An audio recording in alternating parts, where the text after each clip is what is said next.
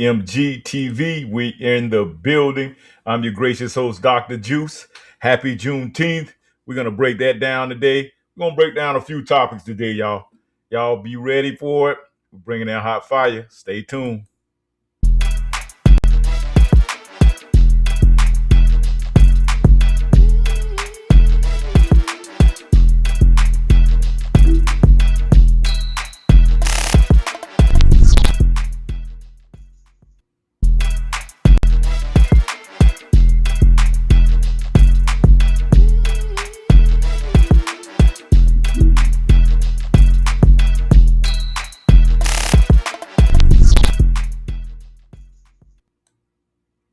All right.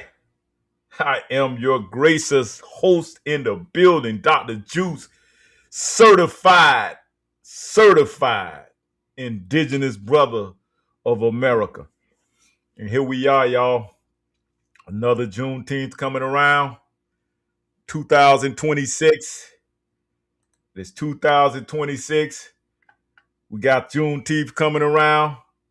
Can you hear me, Sister Shay? I see you in the building. Make sure I'm coming through clearly. You're coming through loud and clear. All right. Welcome. Greetings to you, my good sister. Greetings.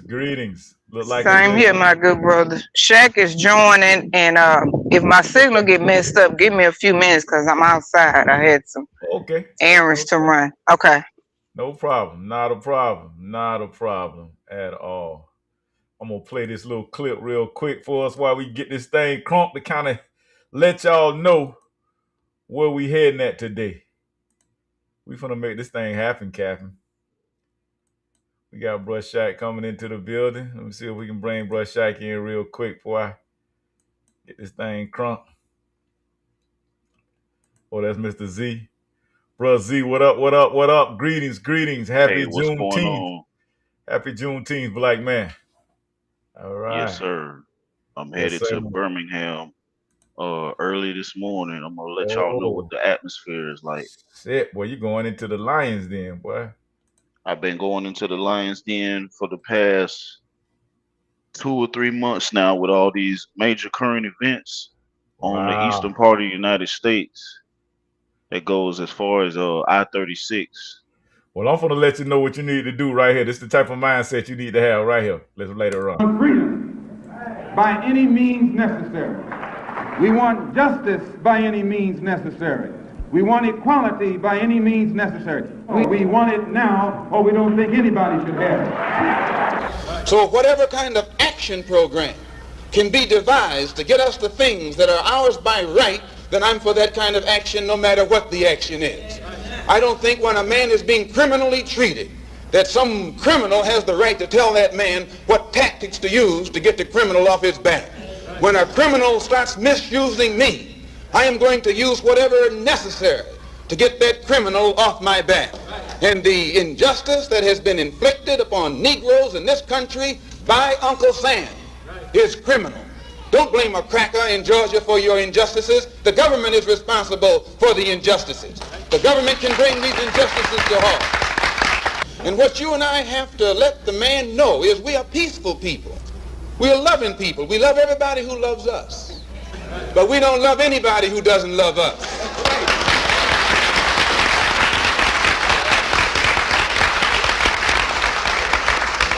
We're nonviolent with people who are nonviolent with us.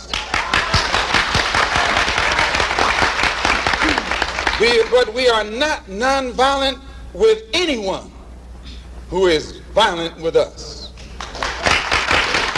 But when someone attacks you, when someone comes at you with a club, when someone comes at you with a rope, when someone comes at you with a gun, despite the fact that you've done nothing, he tells you, suffer peacefully. Pray for those who use you despitefully. Be long-suffering. And how long can you suffer after suffering for 400 years? The most disrespected person in America is the black woman. The most unprotected person in America is the black woman.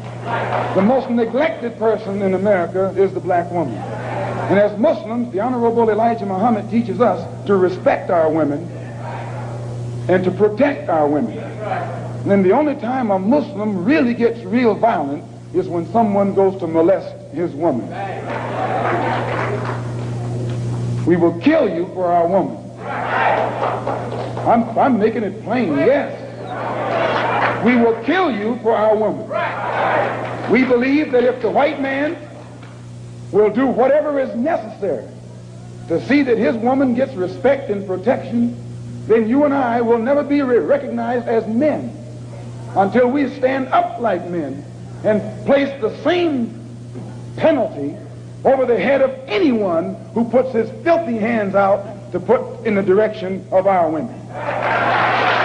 That whenever a people come to the conclusion that the government which they have supported proves itself unwilling or proves itself unable to protect our lives and protect our property because we have the wrong color skin, we are not human beings unless we ourselves band together and do whatever, however, whenever is necessary to see that our lives and our property is protected.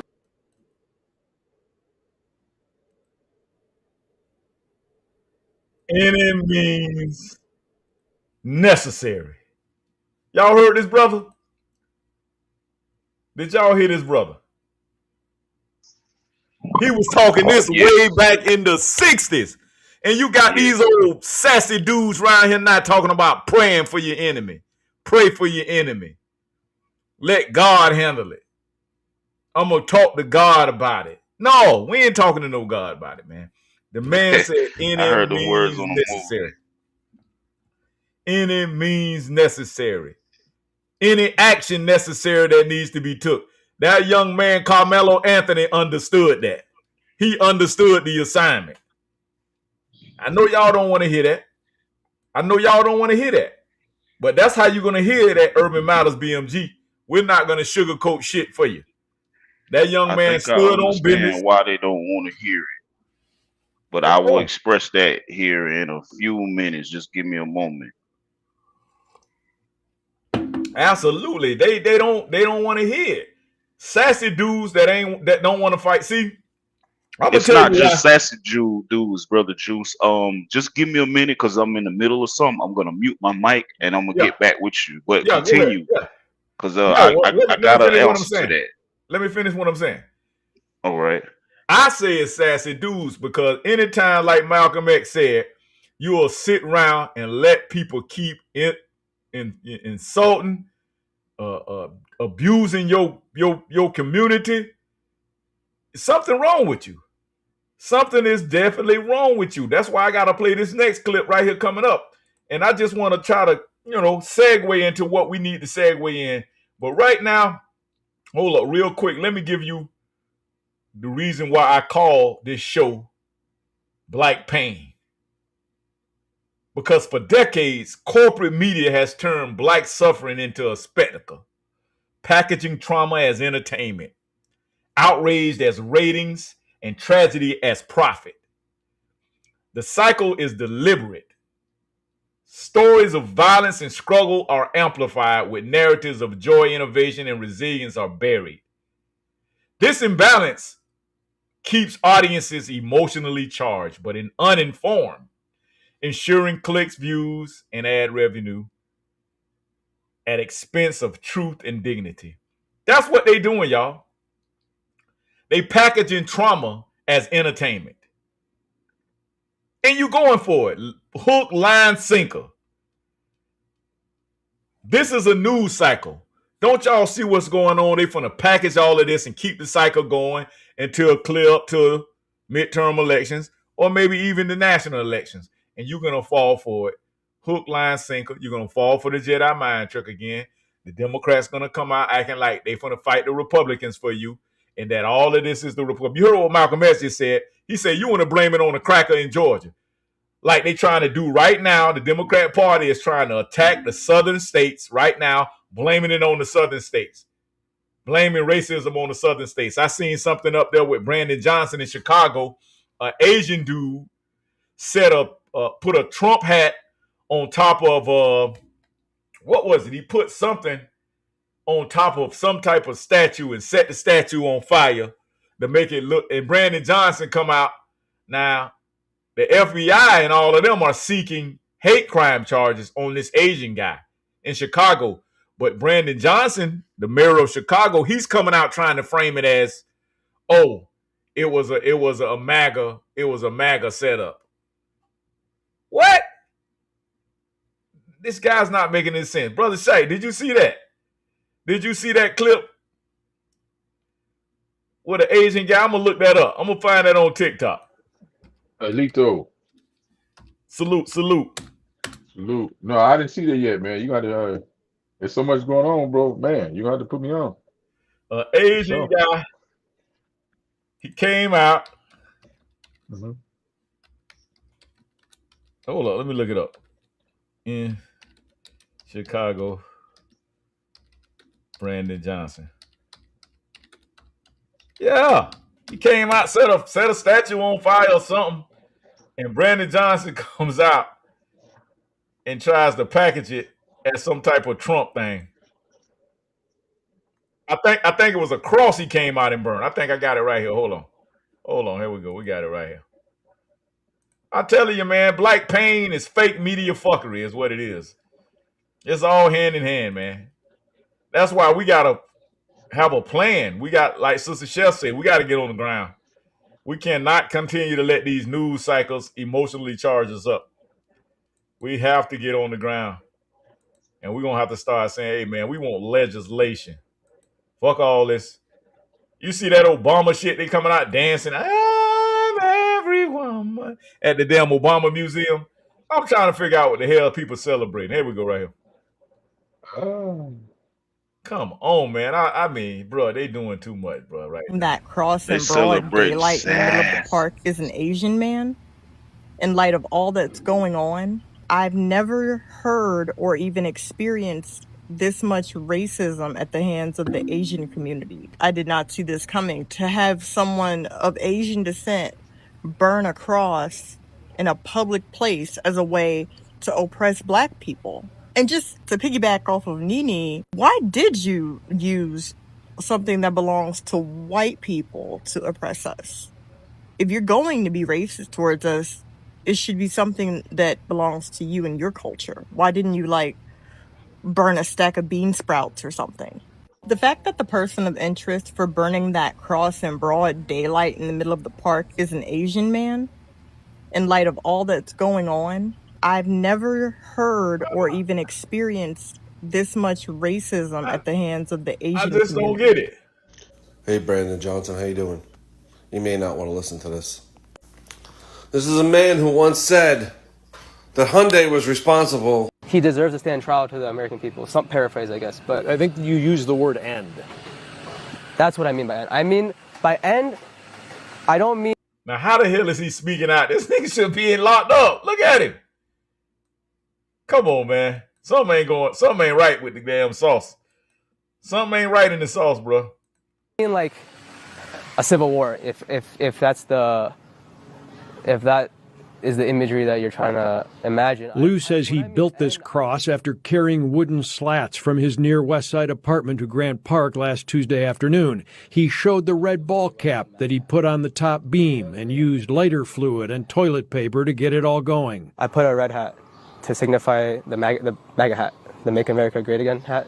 So that was, yeah, that's what I tied on top. But that's not visible in the one video that was taken by a motorist. Lou says he was protesting what he calls MAGA Christian nationalist supporters and the Trump administration ruling class. He's just scamming people. We're just scamming out of money, right? And I think that's a great reflection of how this country works right now, where money controls everything. Chicago police and the FBI have been trying to identify him ever since, putting out this flyer with pictures of him running away, CPD labeling it an arson. Are you surprised nobody's identified you to this point and a little bit called them? A little bit, but to me that's not that important. Right. I don't really, like, to me this issue is bigger than just myself. Did you make it all the way through almost 4 years at UIC without somebody teaching you that a burning cross is one of the most divisive symbols in America? No, I don't really have any, like, I never grew up with religion, never. Now, you know, I just got to say something to this, man, before y'all. I know y'all finna chime in on this. How the fuck do they come to our country imposing their beliefs on us? And we got some cornball ass people that'll go along with this dumb shit he doing. All because it seems like it's a shot at MAGA. But bro, that shit is a shot at religion. That shit is a hate crime against whatever the fuck he trying to do and say. And then number two, he trying to act like he doing it in the honor of us as Black Americans. Y'all give me some feedback on that there. What y'all think about that, bro? Shaq?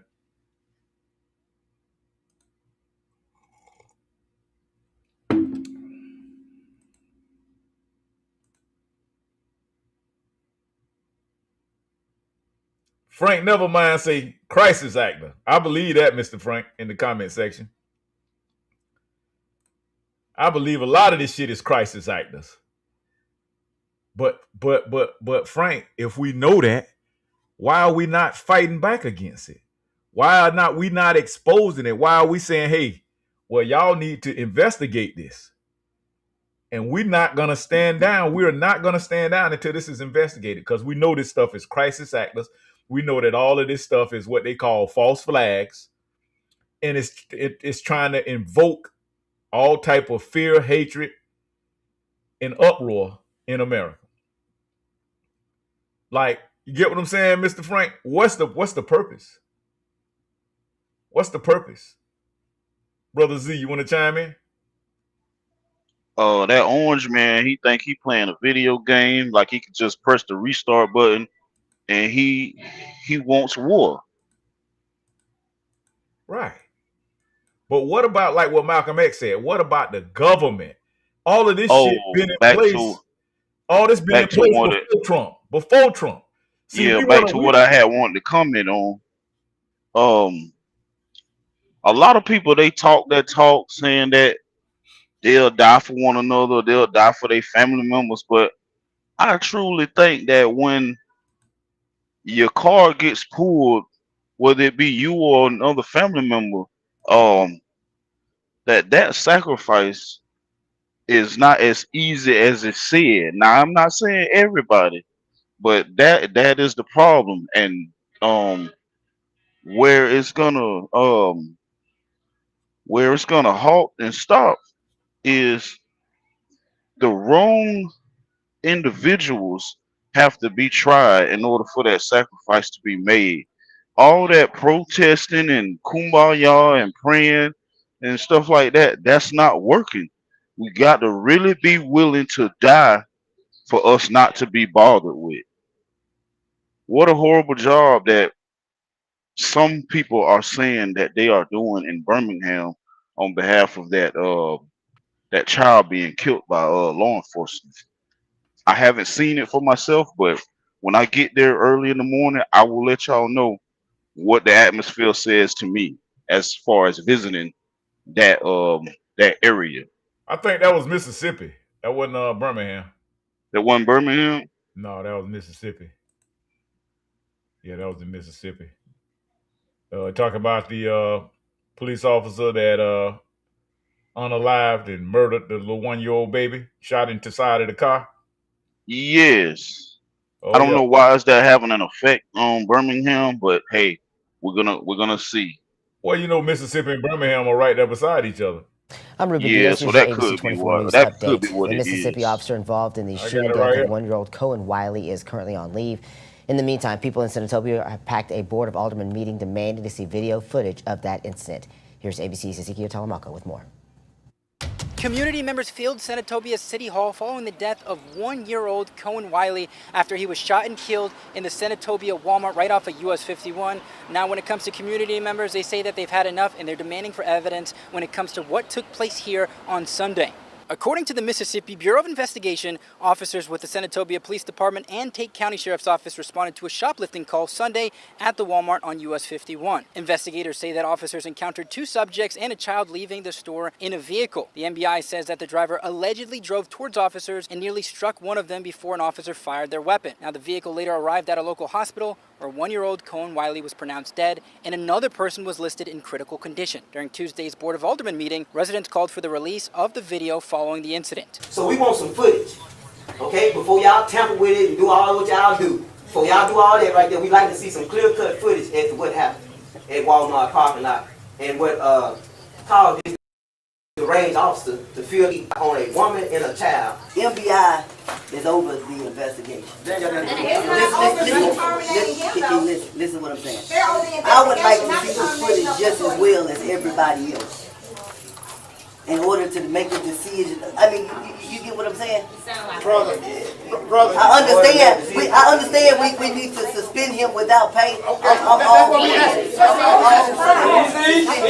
Suspending him without pay until MBI finishes their investigation. City leaders also announced that the officer involved had been placed on administrative leave without pay pending the outcome of the investigation. Mississippi Department of Public Safety Commissioner Sean Tyndall says that investigators are working to collect evidence and to complete a thorough review of the incident. It's one of those things that across the board it takes time.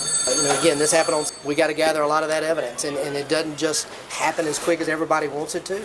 I understand that, but I cannot allow expediency to overtake the quality of the work that we're expected to do in these types of cases. The Mississippi Bureau of Investigation tells ABC 24 specifically that this remains an ongoing investigation and that, again, they're going to continue to send more information to the Attorney General of Mississippi when it comes to what took place at the Walmart right here at US 51. Now, when it comes to the residents that I've spoken to, they are furious when it comes to the child. Reporting in Senatobia, Mississippi, I'm Ezekiel Telemaco, ABC 24 News.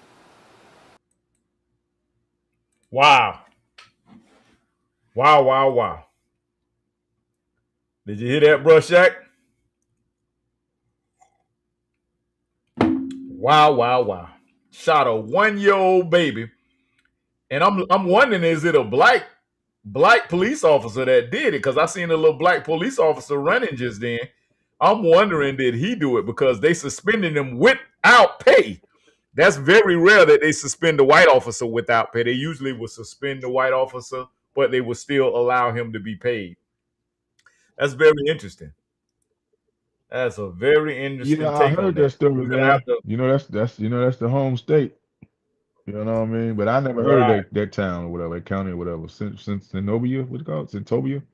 Centopia, something. They say it's in North Mississippi. North Mississippi. Yeah, I just don't understand. Even just the reportings of it, bro. Shooting in a moving vehicle off of alleged pamper theft. Come on, bro. Like that ain't even warranted. That was none threat, none violent, a none violent offense. If at best, you know what I'm talking about. You got cameras. You know, all you have to look the license plates up before they get home. You be at their house before they get home. Like, let's just stop. You see what I'm saying? Right. I don't give a damn if it's black or white, because you know what I mean. I keep telling people it's a mindset, bro, and it's coming from the head of state. It's coming from the White House. It was put in order. We got to go all the way back to the birth of a nation, bro. Those mentalities is embedded in that new formed. Because those were different people from the people that got here in 1700. People just don't understand that. That class of people that came in, that was coming in the late 18th, 19th century, it was a slightly different class. They was, you know what I mean? And they was coming to rule and take over, and they didn't give a damn about justice, and they wanted to be above the law, as you can see. How can you rule a whole nation of people, bro, as criminals before you even know them? That makes no sense at all. This is why we get racially profiled and get overly charged when it's small situations. The penal system is full up. It was an investment by the behest of our prosperity. Commerce. Criminality is commerce. You know what I'm saying? So the mentality comes from the top. It comes from the top down because they set the example. The White House set the example. Yep. Woodrow Wilson set the example, bro. And once again, they were Democrats. He was a Democratic elected president. Mm-hmm. Yep. And not to just bring in because That's when the divide came in. When they started the Democrat Party and the Republican Party, that's when the major divide amongst the American people started and was endorsed. It is what it is. That's what a divide is. Well, you know, like I say, segregation was the best thing for us because once we became desegregated and started living amongst our open enemies, you know, our counterparts, I should say, they came up with laws at that point in time when we had our own land and we had our own reservations, and when we had our own Tulsas and our Black Wall Streets, we were fine. Right. But you had a few Negroes that had a hunkering for some white cooch. There you go. And so you're going to always have that, especially with a lot of these black immigrants. They love that white cooch. They'll come over here and try to speak for us. Like that one guy, I think he's gonna get ready to come out and play Bass Reeves. Did y'all see that? No, who was it? That one African guy. It's an African dude. He talking junk by he's the best guy to play Bass Reeves. And so a lot of the grassroots community are saying that a lot of these tethers, all of them should get a lesson in civil rights before they're even allowed to play any of our American heroes, our Black American heroes. Right. And that's how these people are. If you, man, my wife, listen, my wife is a movie buff. She loves all types of cinema and films. And I point out to her on a daily basis to show her how a lot of these Idris Elbas and all of them are coming in, taking over the film industry. Yeah. You rarely see Black Americans now having starting roles, much less of any roles in Hollywood. Yeah. So, and then that's a problem. That's a problem because most of these characters that they are portraying are American characters. And so who better to play an American character or American hero or American storyline than an American? Yeah, absolutely correct. Right, when they're not American. They're not like us. I'm gonna give y'all a channel that y'all can go watch, right? Since y'all like it, because I like to watch movies. I'm a movie buff too. I watch movies. Black, go look up on YouTube. You tell your wife and everybody y'all want to check out some black like movies, you know what I'm saying? They make, you know, Black Tree TV. They play a lot of the older black movies, you know what I'm saying? Right. And they you know, I just watched one with your boy, and this is another thing, because we gotta have a conversation about the race, about black men dating white women, and bro, for every so-called black male that Jungle Fever is dating a white woman, I can give you 5 of them that's married in multiple years, 20, 30 years to a so-called black woman. Right? Prime example. The guy I'm talking about, Courtney B. Vance and Angela Bassett. They married. They've been married for some years, right? Right. So for everyone they claim that, oh, blacks married. No, it's way more of us and that's common sense that we marry within our ethnic group, a national, than outside. But if you listen to the media, you'll get inferior. That's another one of those fear tags. You'll get inferior. Oh, the black man is leaving the black woman. She what? Where? Yeah, oh yeah. Where?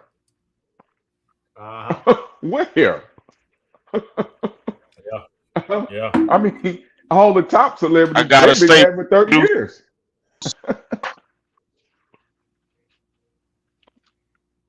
What was that, Brother Z? Yeah, we can hear you. I think I got that. Oh, you're breaking up now. You're breaking up now.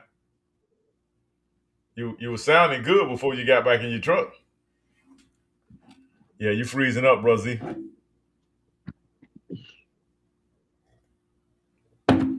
Bro, AZ, you freezing up.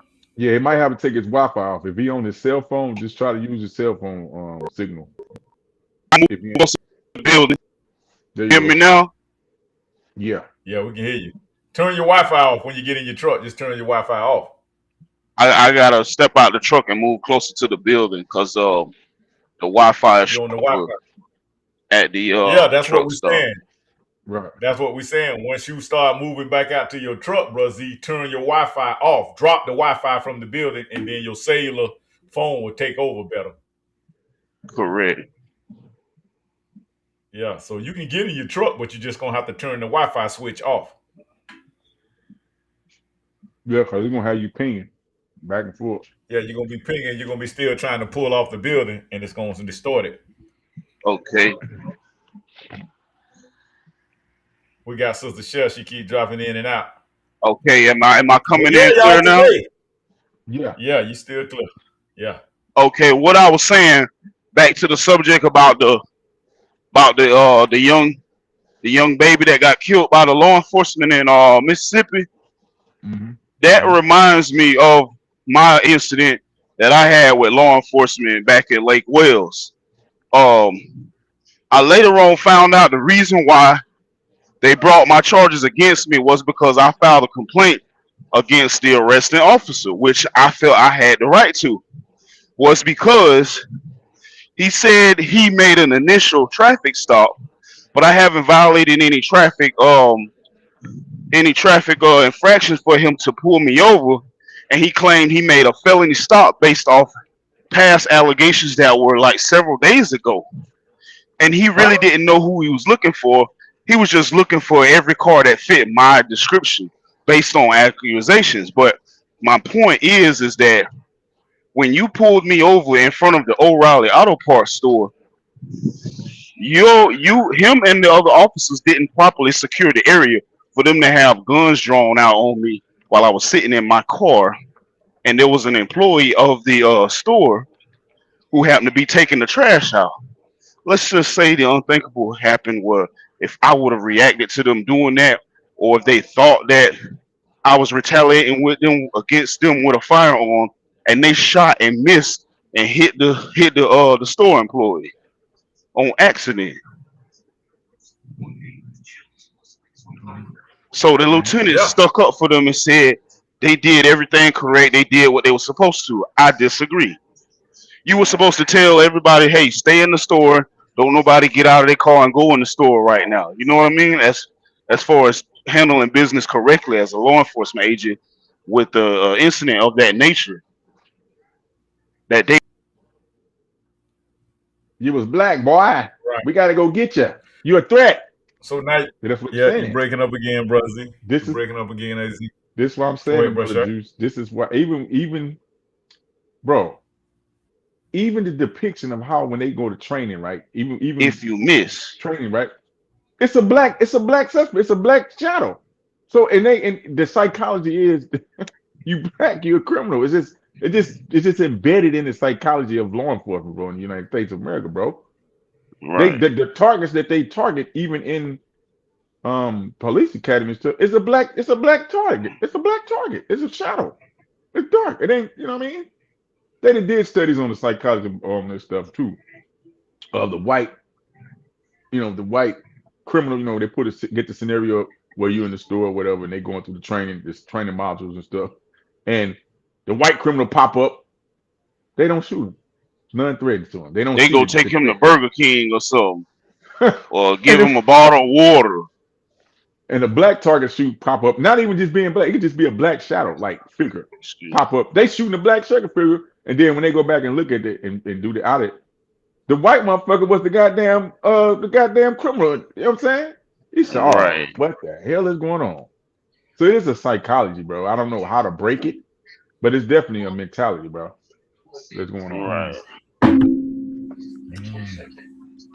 Right. Yeah, man. Like I say, Black Pain, man. That's the name of the show today. Black Pain, and y'all haven't seen anything, man. This is gonna be like the red summer of what that is, 88. Yeah, it's gonna be a hot summer, boy. You know, you already got boosting bitches where y'all at, and scamming niggas where y'all at, and all of these stones trying to promote. Yeah, exactly. They're trying to promote this environment. And we go for it every time, man. We like. I'm gonna tell you what I think our problem is as Black American culture. We allow what we allow too much. We allow them to stereotype us too much, and we allow them too many times to come in and paint us as a ratchet type of culture. And we have that dusty Negro mentality all the time. Like that shit is like a form of entertainment. Your sexy reds, you got your damn you know, your damn whatchamacallit's coming out, your what that girl name, Megan Thee Stallion, and come on, man. We're more than that. We're bigger than that. I ain't saying that. I'm some beautiful women. Corruption is the new cool. But nobody looks at the pain that's probably behind a lot of that either. You know what I'm saying? And that's why today's show is about black pain, monetizing black pain. And Benjamin Crump, he already on that Mississippi thing, y'all, on that incident, brother AZ. He on it. See, now he ain't come out for the Anthony stuff, but soon as a black person lose their life, oh, he coming out now. He coming out full speed. Because, see, that's how he make his money off of black pain and black death. Yeah. Is he really for us? No, he ain't for us. And you know what? That Negro is a black American. He's an indigenous American. And that nigga sit there and just exploit us. He worse than the Asians and the Arabs. And he with his exploitation. It's sad. Isn't he a part of the Boule? Because he was a part of the frats when he was in the Florida. What I forgot what college he went in Florida. Nah, you're on point, brother AZ. Nah, you're on point, brother Goodbye. Nah, you get it. That's why I say you gotta be very careful blaming everything on Trump, bro, AZ, when you know what you just said. When you just said what you just said, these are the people that's responsible. Notice, that's all they gonna do. You got them type of people like Benjamin Crump, and Al Sharpton, and Roland Martin, they're constantly blaming on Trump and the Republicans. When it ain't know what Trump and Republicans doing what Trump and Republicans supposed to do. They supposed to look out for their own damn people. And ain't nothing wrong with that. As soon as a black brother gets killed in the streets by any means, or if it's horrific and it hits the mainstream media, here come Crump. But also I wanna get on Sister Matthews' case too, because I remember if I sent the message out to you or insinuative post about her, like I was digging, you know, what she was doing, but lately in these past few current events, it's starting to be a little comical when she takes the stand or the microphone or do a video of something that's going on in the Texas area. And so I took her serious in the beginning, but now it's starting to be a joke. So I'm wondering, like, okay, are you a character? You first came in the game as being serious, and now you want to crack jokes in between of what's going on with the seriousness of these current events. It's got me thinking, okay, are you a telger? Correct. Yeah. No, she Boule. She part of Boule too. She tried to act all tough and hard, and she got the Cornell X and all of them, the new Black Panther Party and all of them running behind her. But a lot of them niggas is Boule, man.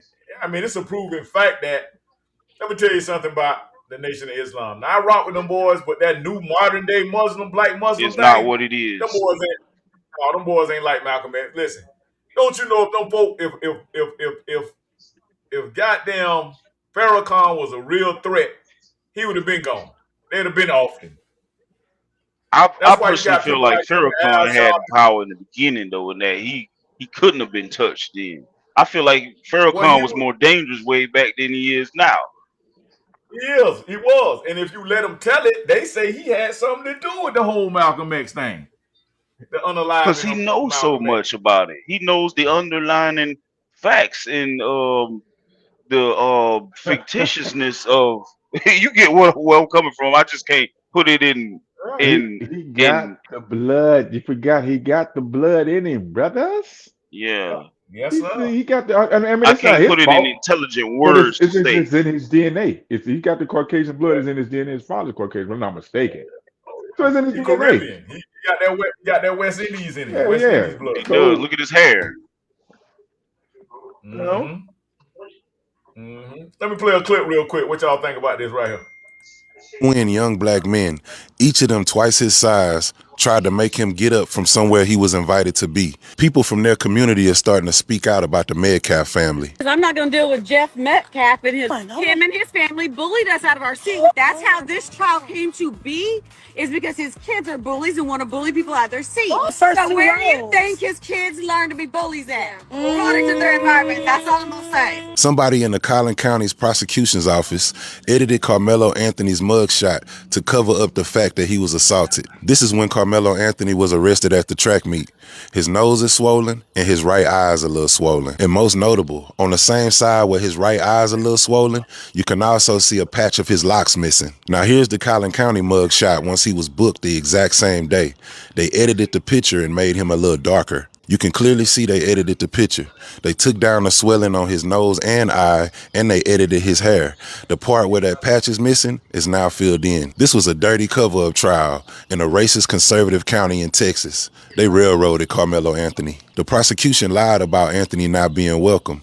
Carmelo was invited to sit at the tent by his track teammate, Eddie Para. See, they ain't tell y'all that Carmelo was invited by his track teammate to sit under the tent to get out of the rain, which is why Carmelo didn't leave, because he was trying to get out the rain like all the other kids, and he was invited to sit there. Austin Metcalf's twin brother initially said he was the one that got into a confrontation with Carmelo Anthony.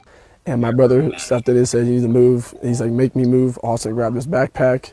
Did you hear that? He said my brother stepped in and told him to move. And then Austin grabbed Carmelo's backpack. You know this case was crooked because Hunter was the main witness. But because Hunter told the truth that wouldn't fit the prosecution's false narrative, they didn't even call him to the stand to testify, and he was the main witness. That's how you know something was off. This trial was straight bullshit. Just the fact that it was an older, all-white jury, that should tell you everything you need. What if Carmelo Anthony was white and two twin young black men, each of them twice his size, tried to make him get up from somewhere he was invited to be? People. I've argued with somebody on TikTok at Brother Slim's broadcast about the whole trial situation, and it was a black sister in his broadcast talking about he should have took the stand and said he was sorry, he didn't mean to take their lives.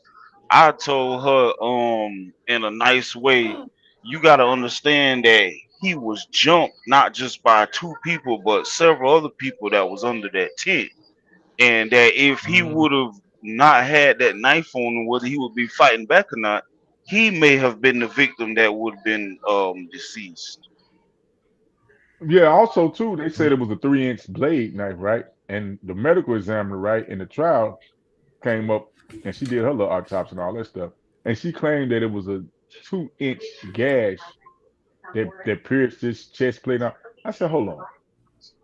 You know how much force you gotta have to try to penetrate a 2-inch, a 3-inch, alleged 3-inch blade through that type of his body and to go through all that? It doesn't take that much, Shaq. I mean, no, when you're drilling and rushing, you being attacked. Follow me, brother. The force. That mean that motherfucker felt that man, that dude was on top of him. That dude had to fall on top of him. First of all, they own bleach sleeper glitches. That corroborates the story of how they smothered him, and he hadn't even, you know what I'm saying, hadn't even got up yet. Was that an actual knife he stabbed him with? I heard it was like a tool that you use to clear or clean the underneath and well, we never dirt under the cleats. Right, and we never seen the video of him, but from the details is that they trying to say that he murdered the man, but it was several people jumping on him. So I think that was self-defense, and by him having that sort of weapon on him, he had all rights and means to use that to get them up off of him. Of course, it was self-defense, 1,000%, like you said.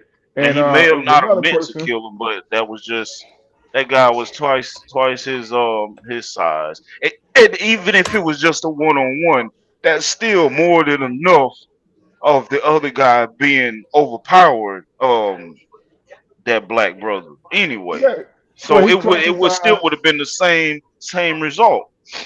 Yeah, he twice his size, and allegedly he's supposed to be a trained martial artist. What are we talking about? This is a trained martial artist. Y'all check this out right here. Yeah. Y'all check this out right here. Now I haven't verified this video, but let's see what they say. Yeah.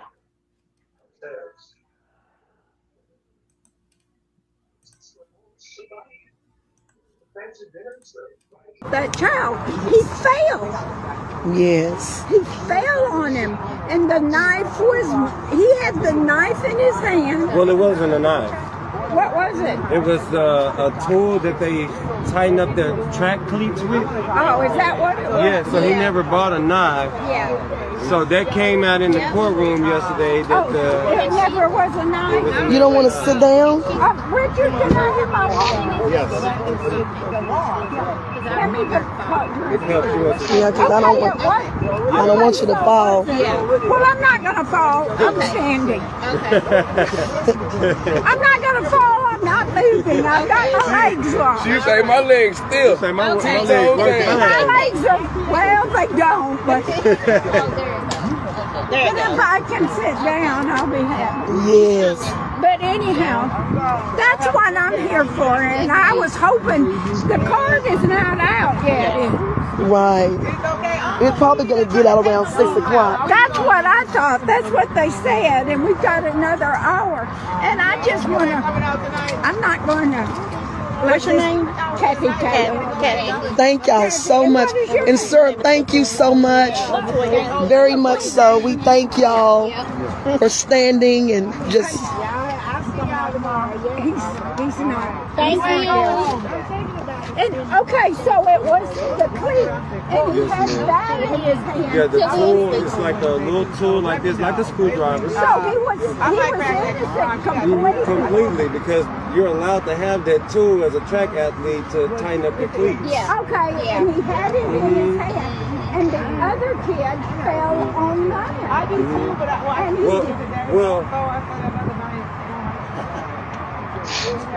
I could say fell on it, but if we're being completely honest, with four guys like wailing on you, and they're overpowering, you know. I saw him. I saw him. No.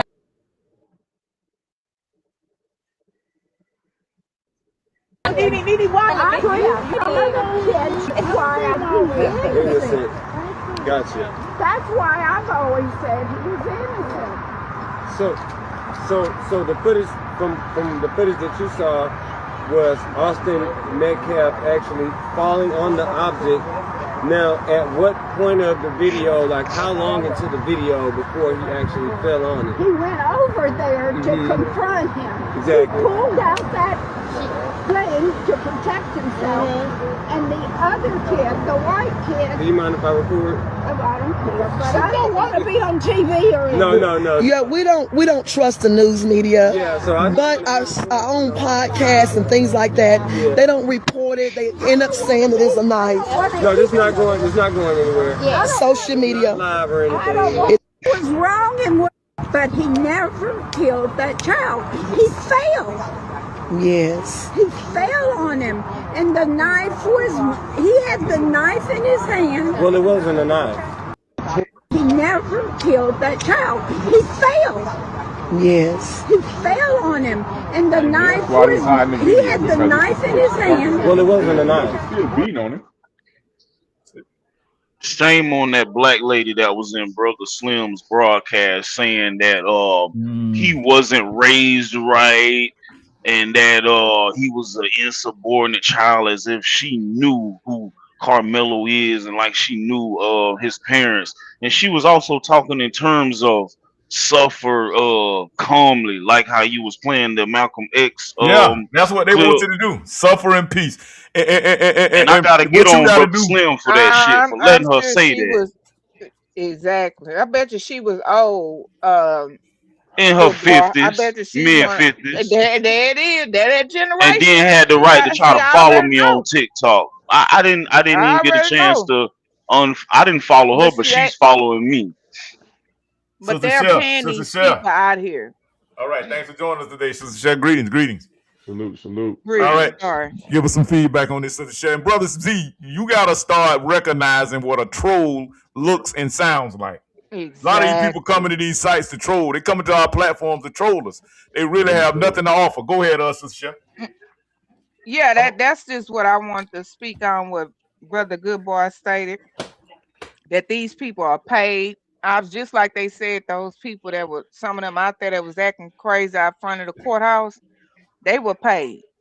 BLM paid, Antifa paid people to cause chaos. So now they got the bots going all on social media, the trolls, like Brother Juice said, that are coming on these platforms to I just debunk don't what people understand. is actually saying. How can you But yeah, you judge have a to block child and people how he that. was raised based off his actions of when he defended himself? Like as if you can't never How stand can up they for do that? yourself and you ain't supposed to hit back. Hey, brother But Goodbar, Dawson is we were correct. raised. Some of the people in they 50 like right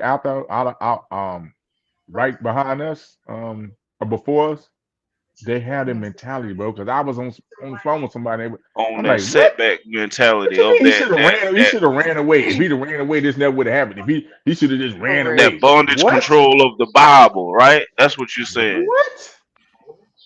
Ask for forgiveness, walk away, What? turn the other cheek. But you never talk about the Bible that says eye for eye, tooth for a tooth. Meaning Hmm. what you do to me, I'll do for you. What about the Bible that say it's a time for everything? It's a time to steal, it's a time to kill, right? What Hmm. about those scriptures for in the Bible? I ain't See? So Jesus but you Christ and I can't go so-called through what he went through. I'm gonna fight Christians. back. No, but even the Bible tells you that part of that's in the Bible. Yeah. Don't be I mean, foolish. these people fought different wars. Don't be foolish. My people perish because of lack of a knowledge.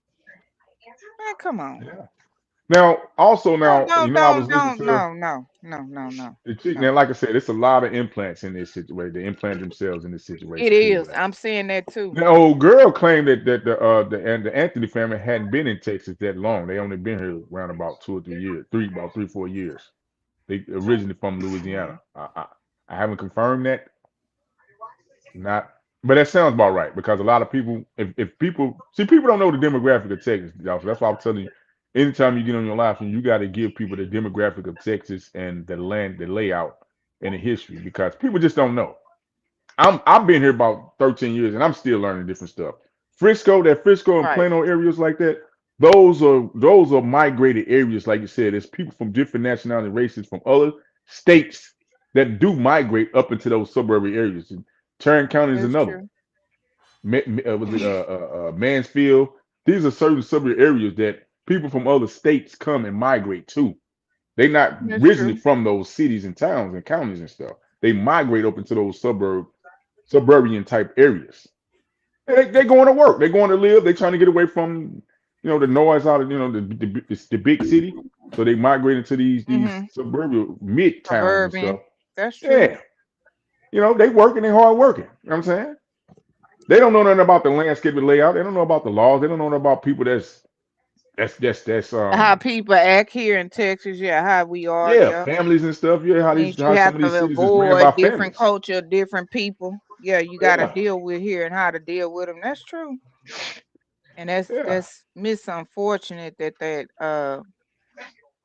happened, that the whole incident happened. But who gave the meth calves so much right to tell Carmelo to move? Why the meth calves just didn't go get an adult?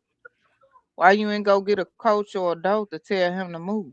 Because they was using the See, white that why did wasn't I say even so brought. rule. Why There did it I say is. so? There it is. Point blank period. Who gives you the authority to tell somebody to move? Why didn't I say so? Who gave you that authority? Okay, then. Just like me and you and I But were why they talking. wasn't brought up in court though? Because they white and they say so. They ain't even gotta bring it up. I I hate to keep. You can use the white and I say so rule to back up everything that they do. That's how white supremacy works. White supremacy works in every area of activity in America. You're correct. The coach even admitted on the stand. I don't understand why people didn't catch this. See, you let them talk, brother. This is why I always say, let people talk. But they'll tell you, brother. This motherfucker said this is the story they concocted, right? That they put Austin in. He's the lead. They put him in the lead, right? He's the leader. He go put the tents and stuff up. Bro, you just admitted to a liability, bro. You put another minor over other minors, 17 over another 17-year-old. You Come left on them now. unsupervised. You admitted that on the stand, fool. What? Now it works out when it works out, but when things don't work out, you got to be held accountable for there was no supervision. You know what I'm saying? What were the coaches at? Where were the adults at? I understand it was raining late. People probably were scattering, going different places and stuff. And even on the Centennial side, if we going by the story, why didn't they have a tent? What was the other two? Why these students got to go scramble and trying to take cover and shelter? What happened? Did they get left from the bus? What was the other students at from Centennial? I got questions. Bro. You know what I'm saying? Yes, sir. I got questions, Brother Juice. Yes, sir. Projects to Pinnacle. Greetings. Greetings. Well, I gotta. Can I add another twist to that, Brother Juice? Yes, ma'am. The fact that when we went through being bodied by these police officers under Gay Obama, why didn't we create our foundational organization dealing with criminal injustice in this country? Where were all these lawyers? See, this the problem I have. Mushmouth Crump. See, we blast him at TSU. We ran him up out of there when he came to Houston with that. We gonna handle you. We ran him out the whole building. This other lawyer that's talking Shaq that was just on that show. The female chick? The one yeah, she had the little gold bob because she was talking about this. Yeah, she was an ex-prosecutor too. Yeah, she was ex-prosecutor. Where was all these lawyers at? Where was the Lee Merritts, right? Where have y'all even consulted the Cochran firm? I don't know. Where are these lawyers at? They're supposed to come together to create a group to help protect us. Y'all know the NAACP has a yeah. Do y'all know the NAACP has a legal department? Y'all a corrupt legal department. Right. They make things go the other direction. But we know who run them and who they get their funding from, them small Smurf head peoples. Okay. So I rest my case. That Courtney Alexander dude too. Oh my bad, you got it. Yeah, well he's a plant. All these people. Well, I'm gonna tell y'all a good thing. That's what happened with the Carmelo Anthony case. A lot of these people are being revered. Remember, they gotta replace their Coons. They gotta replace the Jesse Jacksons. They gotta replace the Al Sharptons. So they behind closed doors or in a household, grooming them and tacticalizing them on how to go and shape them up and to continue the bullshit. Of course. Well, yeah, I mean that's what it's like a bait and switch. Act like look what Charleston White did. Oh, you with the Metcalf family, but the Anthony family had to pay you $3,000 to $4,000 to come to their home to watch the video to show that their son was innocent. Then you jumped on the Anthony family. Now, after that, you wearing watermelon fellow shirts. Now you back. You go do a video. Oh, I'm back with the Metcalf family. Just go on X and see how many people share that don't look like us. Go on X. They love Charleston White. Them color copy paste people love Charleston White. They share his videos when he going in on us. He talking about he bodied a white person. I need to see that. But it ain't on my record. My record clear for it. No, sir. I need to see the paperwork. But he a crackhead baby. Just look at him. Look at that's crackhead baby. And then you not even one of us. You married to a Pinto, a Latino. Wow. How you talking about us if you laying up with a Latino? Well, y'all divorced, y'all ain't together no more. See, look at these. Shaq, remember I used to tell you that? Look at these people backgrounds. Check out these people backgrounds. You got a legal background check and then you got a street background check. That street background check, it sticks to your ass.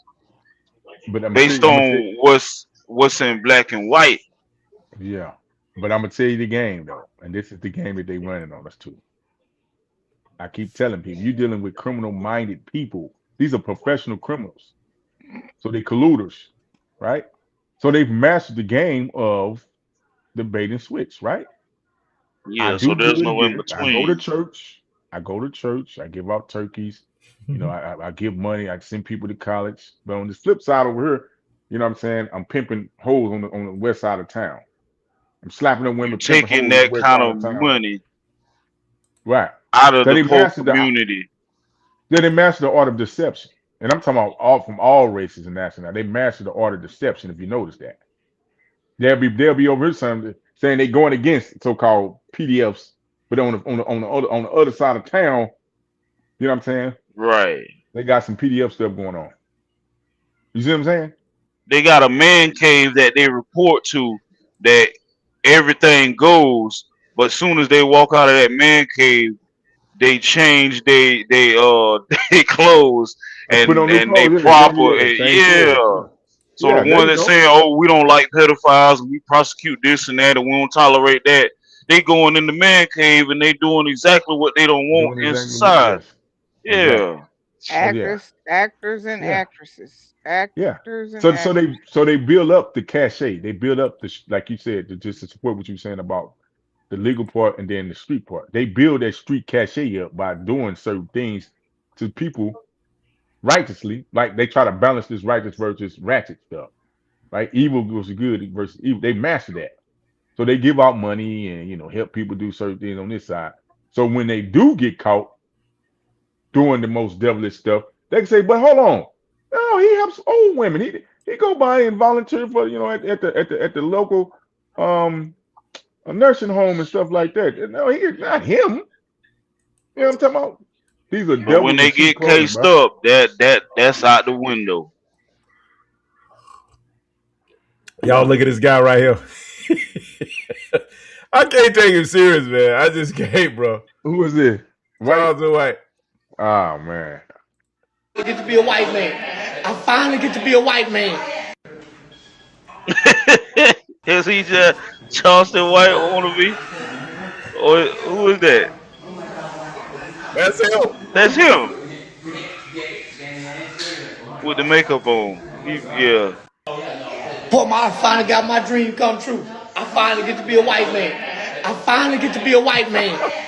But he don't sound like one. He got to work on that voice.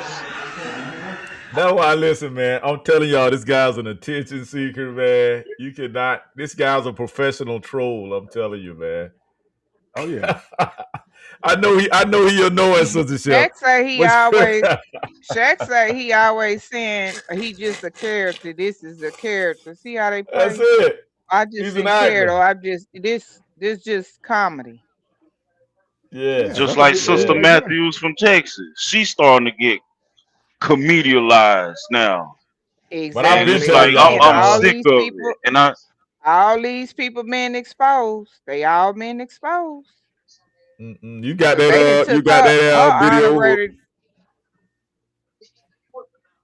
You got that video, Sister Shell, where they exposed the ass. She around him claiming she went to New Orleans and got a chicken foot. Yeah, let me try to pull it up on my. Hold on, bro. Who are you talking about? Sister Matthews. Now, when she was on Smash the Brother topic, when she was telling that she was going to be coming up to North Texas and do the things, for the press conference, at the end there, she was like, "Yeah, y'all better have that fried chicken for me." I said, "What? Get out of here! Stop it, man! Why we got to do this?" See, I already picked up on her. She sound like that old mammy, sound like a little mammy, a little plantation mammy. Yeah. I can't do people like that, man. Listen.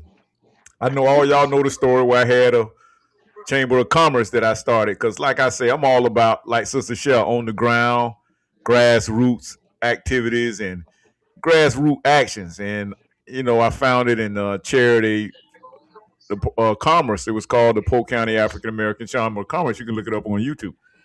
And, man, I had more white folks signing up for my membership than I did my black folks. And y'all know one of the main objectives of Chamber of Commerce is to create commerce and business within the community.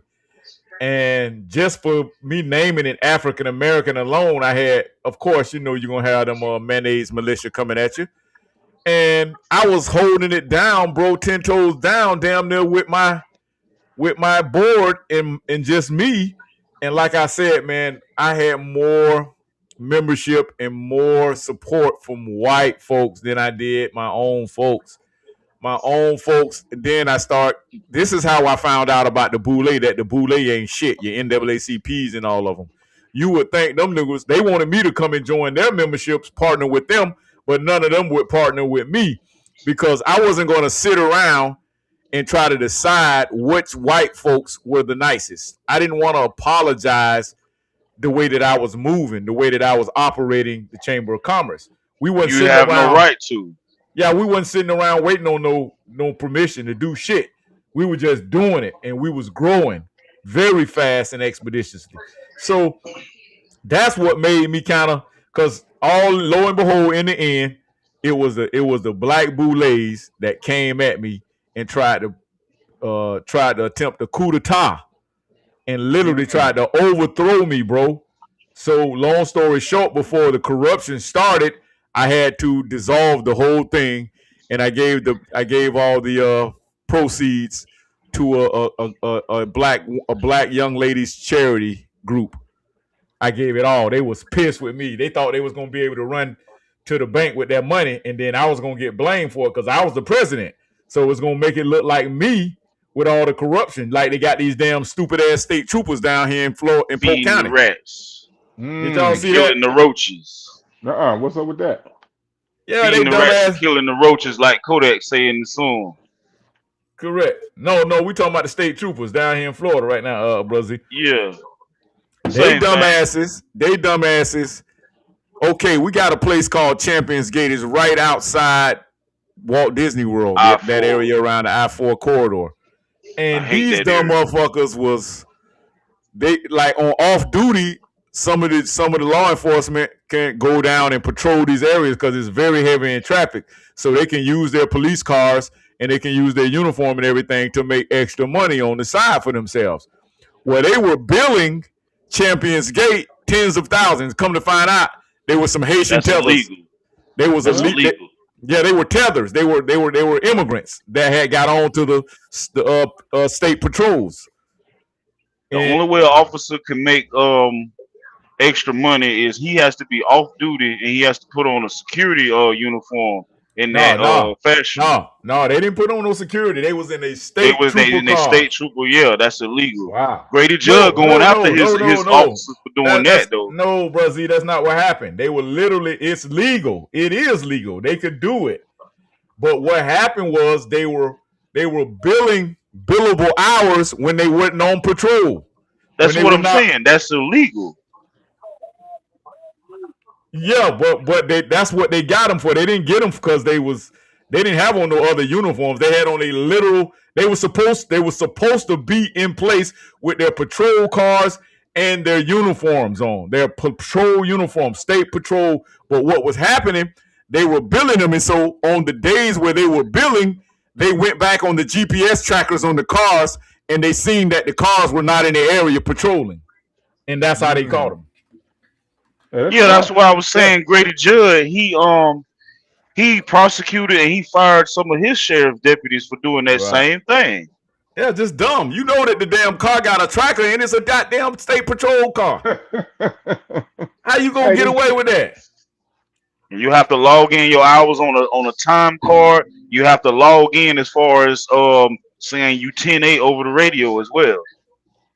So all that has to line up. They have to be within like 10 or 15 minutes apart from different check-ins. Like you clock in on a clock. If you go down to the station, you got to clock in with the dispatcher on the radio, and you got to clock in with the laptop in your patrol car as well.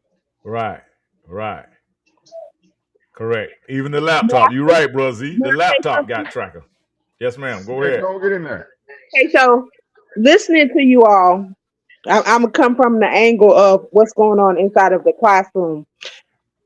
We get in these positions and we see what the other people are allowed to do and get away with it, and we think it work for us. That's the same thing that's going on inside of our educational institution with our children. As I said before, work of pieces are white. So they're in our spaces with their white mindset and their white privileges and all of that.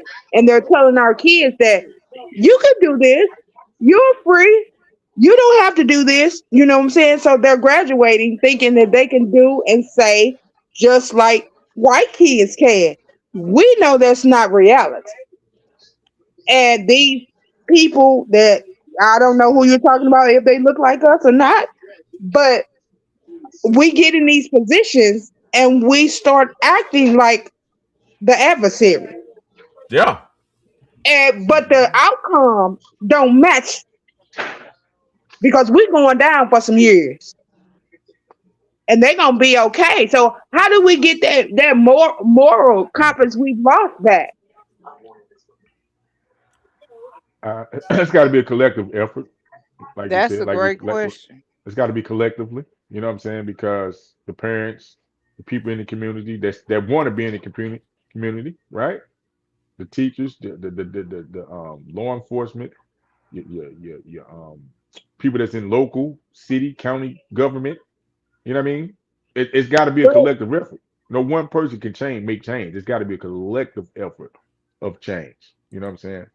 But Productive when change. But you say will the people, the question is, oh, I'm sorry, go ahead. no, When you finish.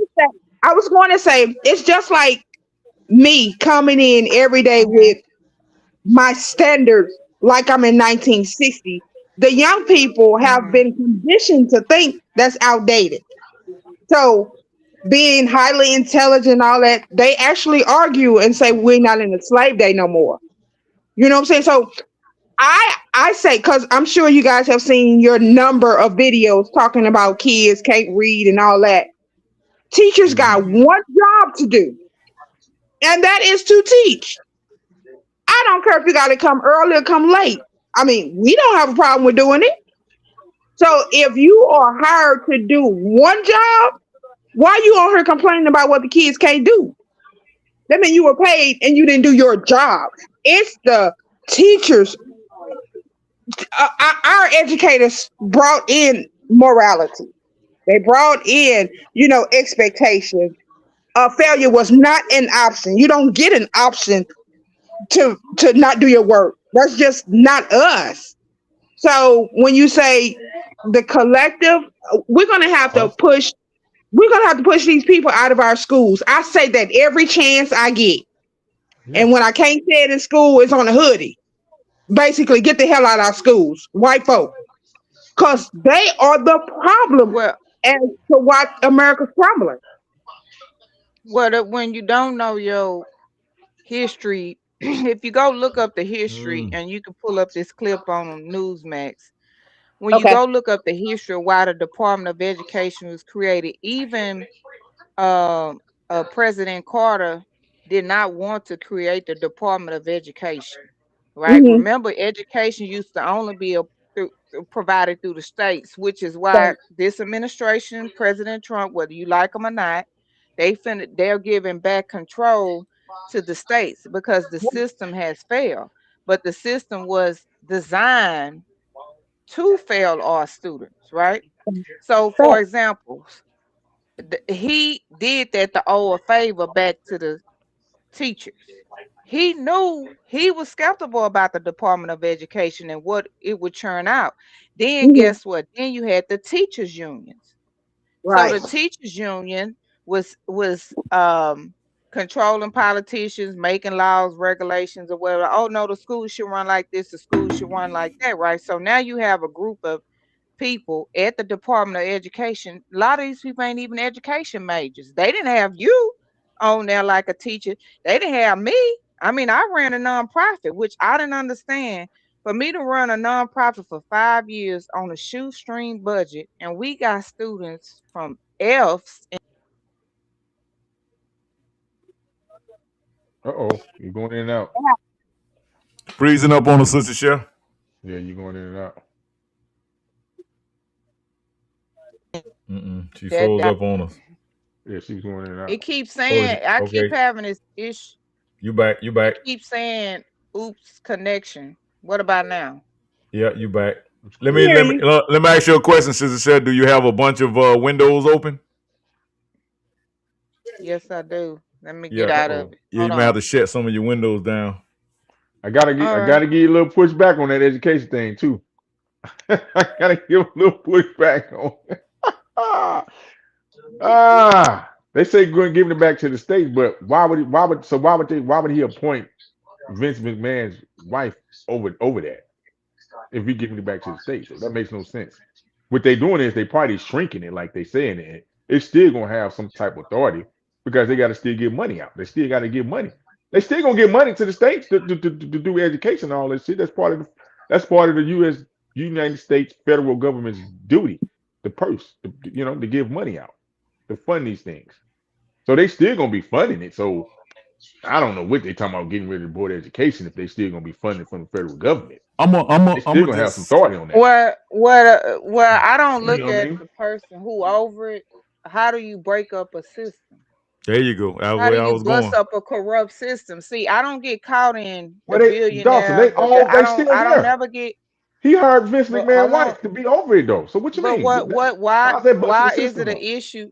But I don't. He busting it up now. So this is what I'm saying about politics run your life. We got to understand. We get so caught in our emotions, right? So let me get this straight. I don't care if it's Vince McMahon wife, a billionaire, a trillionaire. If you can bust up a system that has been failing students for decades, and you know it have, because why we got to go get foreigners from other countries that are more educated than America, and we the richest. That's the federal government does that. That's the United States federal government does that. The state don't do that. That's the government. That's the United States government does that. They sign off on those. They sign off on those citizenships and those what's the name. That's the federal government do that. The state don't do that. That's State Department. They sign off on who can come in and who can't come in, bro. You didn't understand my question. Hold on. First of all, we're in America. This is a capitalistic society. When they was shortage of nurses and doctors and stuff, they had to get them from other countries. Yeah, that's the federal government issue. But remember, we're a capitalistic society. We don't care if we got to take from the pond in the river to keep this system rolling. We gonna do that. So again, let me go back. How do you hold on? How do you this because the money come from the federal and it's trickled to the state. What I'm saying, how do you bust up a corrupt system? How do you get? I don't care if it's Billy McMahon. I don't care if you're a billionaire or trillionaire. If you see a flaw in a system that has miseducated your people for years, for decades, you eventually have to bust that system up. So that's what this administration did. Like I'm gonna tell you, start number one. They not busting the system up. They just shrinking it. They still got control. They just shrinking it a little bit with the people that they want on that. But you giving that's not. Hold on, if they was busting the system up, then they would go back to the citizens, right, Johnson? But hold on, if they was busting the system up, right? Okay, follow me, right? I don't want to. If they was busting the system up, that means the people will vote in who they want over the board of education, correct? And not these motherfuckers sitting in these offices and stuff, and these goddamn boardrooms that's voting over the food department, that's voting over the FDA. Why we don't get a chance to vote who we want to be the director and president of FDA? If this is a republic. Again, how do you bust the system up? How do you bust the system up? That's what I'm saying. They not busting it up, bro. They shrinking it. They privatizing and shrinking it for the people that they want in those positions. They not busting shit up. Says them. Says who? Says them. No. They appointed everybody they wanted to point. They appointed everybody they wanted to appoint. We're gonna have to do a whole show on that, y'all. Because this definitely is a interesting topic that we need to get to the bottom of. Well, let me just say this, Brother Juice. Let me finish because I never got my point through. How do you bust a system up? Don't companies downsize all the time? See, this is why I'm talking straight logic. Don't companies downsize? Don't they get rid of if a system that is corrupt and that's failing people? Don't they get rid of them people at the top? So this is what I'm talking about with the education system. With them giving, like what they just did with the Department of Education, he took a lot of money from a lot of these Stanfords, Harvards that's been brainwashing our students in the education system. Now they're Mm-hmm. giving more money to community colleges. Look what happened here in Houston. Houston Community College is now a college now. Okay, the students can't afford to go to school. Well, let's give more money to the community college. Let's get the workers out faster now. Local Back in the colleges, day when right? They my did that. mom, right, back in the day, my mom and dad, when they went to community college, guess what, Brother Juice? They paid them to go to college. They was a hands-on skill training program. But what they have done with the university system, they have hustled students. But again, how do you have billions of dollars and then your students are failing and uneducated? That's all I'm saying. You have to bust the system up. I don't care who's over it, but go look at the go on Newsmax and go look at them talking about the Department of Education, and it'll give you the history of it. Just go look it up on YouTube. Does I witnessed it. question? I've been I in the know some of fight, the history of the but I got Department a of Education. question. It was came from the Rockefellers. Yeah, the GEB. It came off the GEB, the I General got a Education question. Board. Yeah, I know Does where they come money from. will money reflect on the grades that the students make, or does it reflect on how the students are being taught? Whether it's a rich teacher, a poor teacher, rich school, or poor school. Man, that depends on who the people is, bro. Because, like you said, these people get paid whether these students is fucking passing or not. They just But want to. They would just you want to make say sure the they fill these money is goddamn schools up. makes who the people is though? It all depends. It all depends on who the well, it people, who depends these people we talking because about. Yeah, it's who's the teacher. I mean, I grew up in yeah. a school district that looked like all of us, and we outperformed school districts that was white and mixed, and that was in the hood, North Exactly. Morris. So the teachers actually cared. They taught us. We had standards, right? We had discipline, right? We had trades. We were given a different standards to be great productive students, to be productive citizens in the world. I can lay Right. my class I So then graduated it with, I has probably can nothing only to name do with 5 people. money. Then it has to Exactly. do They with the stealing the drive money. of the That's teachers' right. That's it. passion That's to correct. make the kids That's learn. Then correct. That's it. So Y'all, why so is y'all let me get there in you on this go. a little bit. Let me get in on this. And like I okay, say, brother Juice. this is what happens when you depend on your, like Malcolm X said, when you have to go to your open enemy and depend on your open enemy to educate you, give you a job, you in really bad shape. And let's go to some of our comments, y'all. We got brother Mark Evans in the comment section. Now got the comment section popping today. He says greed is greed, and he said also we are used as scapegoats and examples. He says performance-based pay should be in effect. I agree with that. I agree with that, bro, Mark. Gotta Well, have someone to organize the breakup. He says. He says, Exactly. yeah. He says you're not listening. I agree. Oh Lord, it's Okay. going down. Man. Uh-oh. And also we organize had somebody Brother to break Frank. up, bro. Brother Frank was up top. He was talking about the police when we were talking about the police. He says police black areas and they patrol white areas and the businesses. Yep. True, That's true. true. Yep. That's But true. see, like I say, we depending on Yeah, our Brother open Mark, enemy. teachers who care make exactly. So again, how did I run a nonprofit for 5 years on a shoestring budget and got students from C's, D's, and F to AB on the road and state and master it? All my students then graduated from high school or going to the military right now, going to a college and university with several scholarships and was accepted in magna program. So you gonna just keep throwing money at the problem? Because you You cared, gotta right? bust the system up. It's Well, people that's well, in there if that I don't care, care. my thing is, but Uh-huh. no, Shaq. If you have a Department of Education, just like Uh-huh. us as nurses, right? We Right. got graded on our performance. So if I come to your classroom Mm-hmm. and and the kids can't read it, hey ma'am, sir, we'll try to coach you, we'll try to work with you, we'll try to retrain you. But if not, hey, we got to go find somebody else. My younger brother used to go, and he was over the reading department as evaluator, and he had to sit in the class and see how them teachers was teaching. He had to evaluate where they. So the show breaking up on us again. Brother Mark says teachers who care make a difference in the comment section.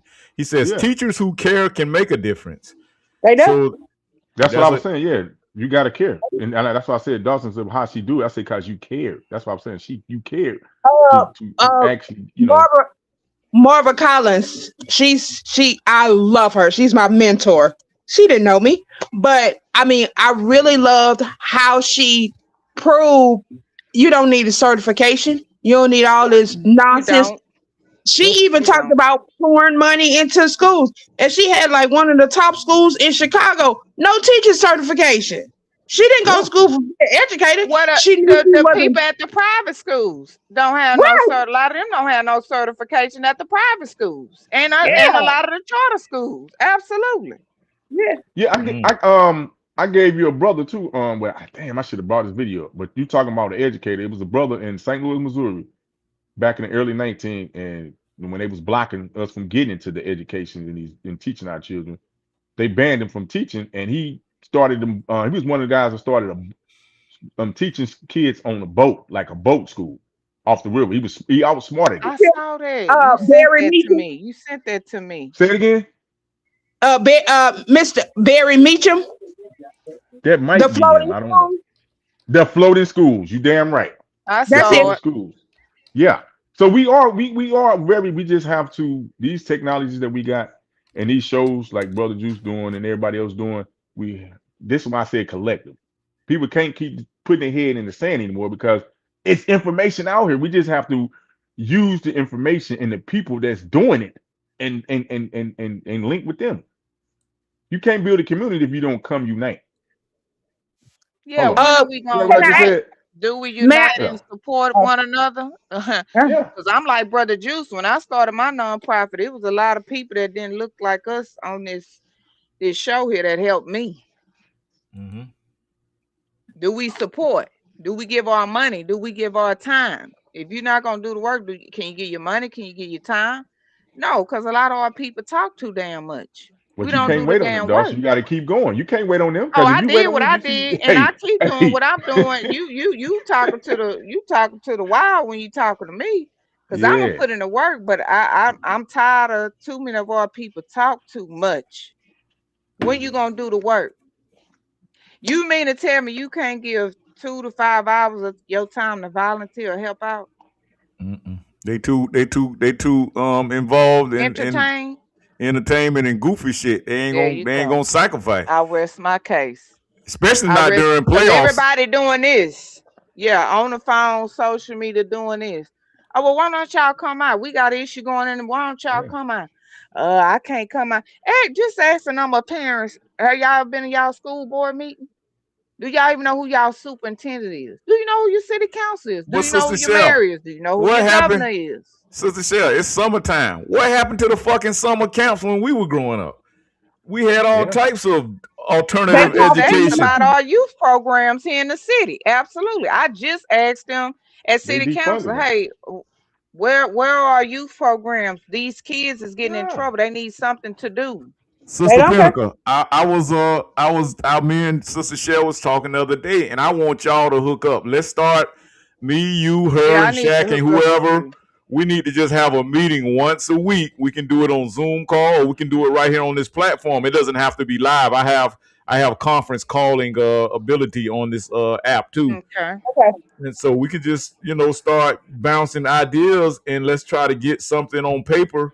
And let's start standing on business, man, because we can sit here and do these live shows all day.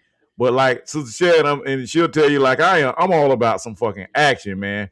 And we sitting around holding our breath, like I say, waiting on white people to change. And they're not going to change. They just not going to change. And I don't care what people, this is why I try to tell people, you sitting around talking about Biden and Trump. And listen, what about us? Why we can't do this shit? Why are we waiting for Biden and Trump to figure out which one of them are going to be the nicest and which one of them are going to open up the more opportunities for us?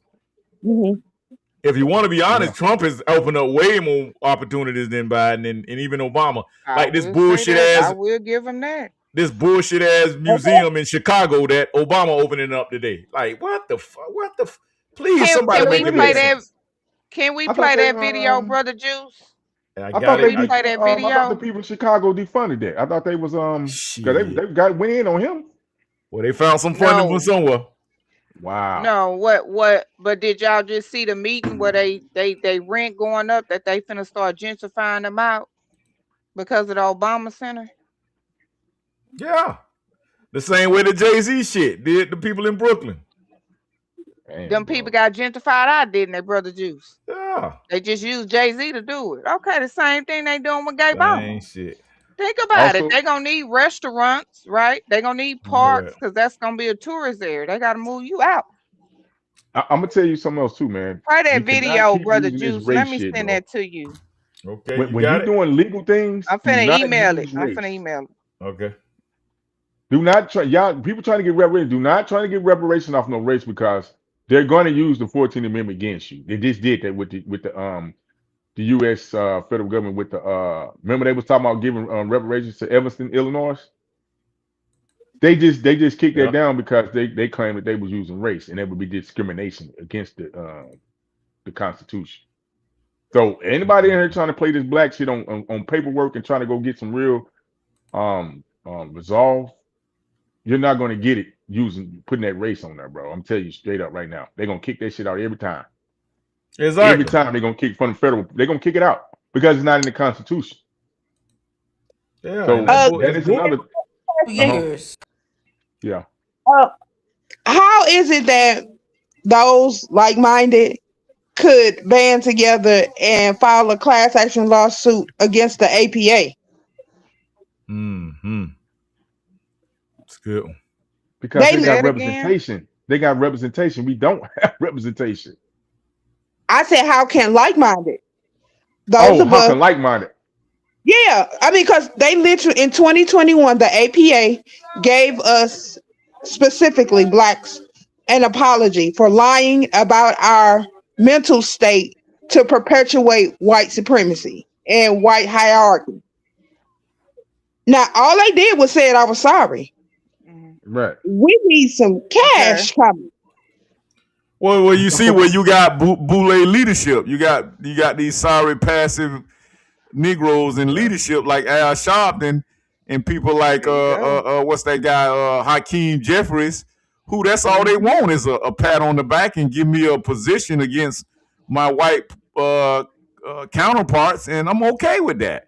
And so when you got these passive Negroes sitting around with steadily waiting on symbolic victories, that's a symbolic victory where somebody come out and say, well, we sorry. Well, what are you sorry for? And so being that you're sorry, let's just kind of do some research on what you are sorry about. We need to find out. We need facts. We need data. We need to show people, because a lot of people don't know this information, Sister Pentacles. They just thinking, oh, this was, they don't realize you had Black American people being snatched out their mother's wombs. They don't understand the land grabs that were going on. Even Martin Luther King said this, about the land grabs and how the land was taken, and these land colleges were created for our white counterparts to come here while they were immigrants. That's why I don't understand how white folk be having all that smoke for immigrants when y'all ass is immigrants. If you just go back a little bit, I said that earlier to Bianchi, bro, when he was talking about the 14 about the immigrant. I said, well, hold on, how far back we talking about immigrants? How far we talking about being? Because was these people naturalized? They came in the early 18th century. Yeah, the 1900s. Was they naturalized? Well, don't they got the argument today with the Supreme Court on the birthright citizenship? Yeah, they supposed to rule on it this month, but you can hear. Oh, I think today was the day you can hear more arguments. You have to sign up. But see, that's the trick too, because a lot of them got in on birthright citizenship. See what I'm saying? Remember, the rules don't apply to them, shit. This is one of my new favorite. I also want to send some love to everyone who. You got that video, Sister Chef? Made this day a reality.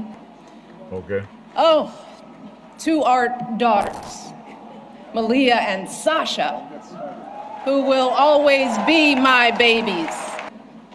You both know them ain't your damn babies. Brilliant and Your beautiful kids, young lady. women Man. making your way out there in the world. So please indulge me for a moment, because I'm gonna take a little time to do something that I know my husband will not do today, and that is to fully sing his praises.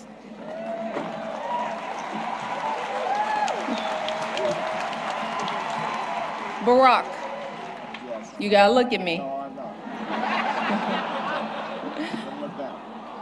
You told me all those years ago that you couldn't promise me the world, but you could promise me an interesting life. They so goddamn phony. They just irritate the They freak out of fake me. as hell. They don't even know how to act no more. Now, Big Mike, we ain't seen you in how long? These And you people in wear your Chicago head. are dying, man. Well, why we been, bro? Y'all keep talking about how the education is low reading. Why don't y'all invest that money into better educators, bro? Instead of you trying to get a building. What we Well, ain't doing? that what Gay Bomber from? Ain't that what Gay Bomber from? From where? Chicago. What Chicago. is he Man, I from? don't know where that nigga Chicago. from. I ain't never heard of Yeah, that nigga. that nigga I right don't know there Yeah, from he who that is. Kenyan. Chicago. Yeah, he Kenyan. You right. He's Kenyan. You That nigga right. ain't from no damn Chicago, bro. But that's You a right. You breeding right. ground for Chicago Institute. I mean Illinois. I mean the University of Chicago is another eugenics breeding ground. So they bring tellers in, and It's it's just like John Yeah. Hopkins and all these other motherfuckers. There's a breeding ground for these Yeah. mother suckers. Yeah. Pretendians. yeah. Play that video, Brother Juice. I emailed you how they gentrifying them people out because of that Obama Center. Now they was Okay, I'm looking protesting for it now. before. Yeah. Oh. Okay. Okay. Let me see if I can get Brother Paul on. Damn, let me see if I can get him on. It's saying, hold on. Hold up, let me see if I can find it. Let me see if I can find it. We got Mary Courtney coming in. Mary Courtney. Yeah, that's my Greetings. good friend. Mm-hmm. Oh yeah. Greetings. Let me see if I can find that video, Sister Shell. Let me Let's try see, to I got send it here, y'all. Okay. Let me see. I think I got it. Let me see. It say Obama Okay, here we Center go. Yeah, we got it right gentrifying here. our citizens. Yeah. Yeah, here we go. We got it. Just be having so many dang on screens pulled up. Mm-hmm. Hold on. Got Sister Pinnacles back in the building. Y'all give me 2 seconds. Let me run it real quick, Sister Chef.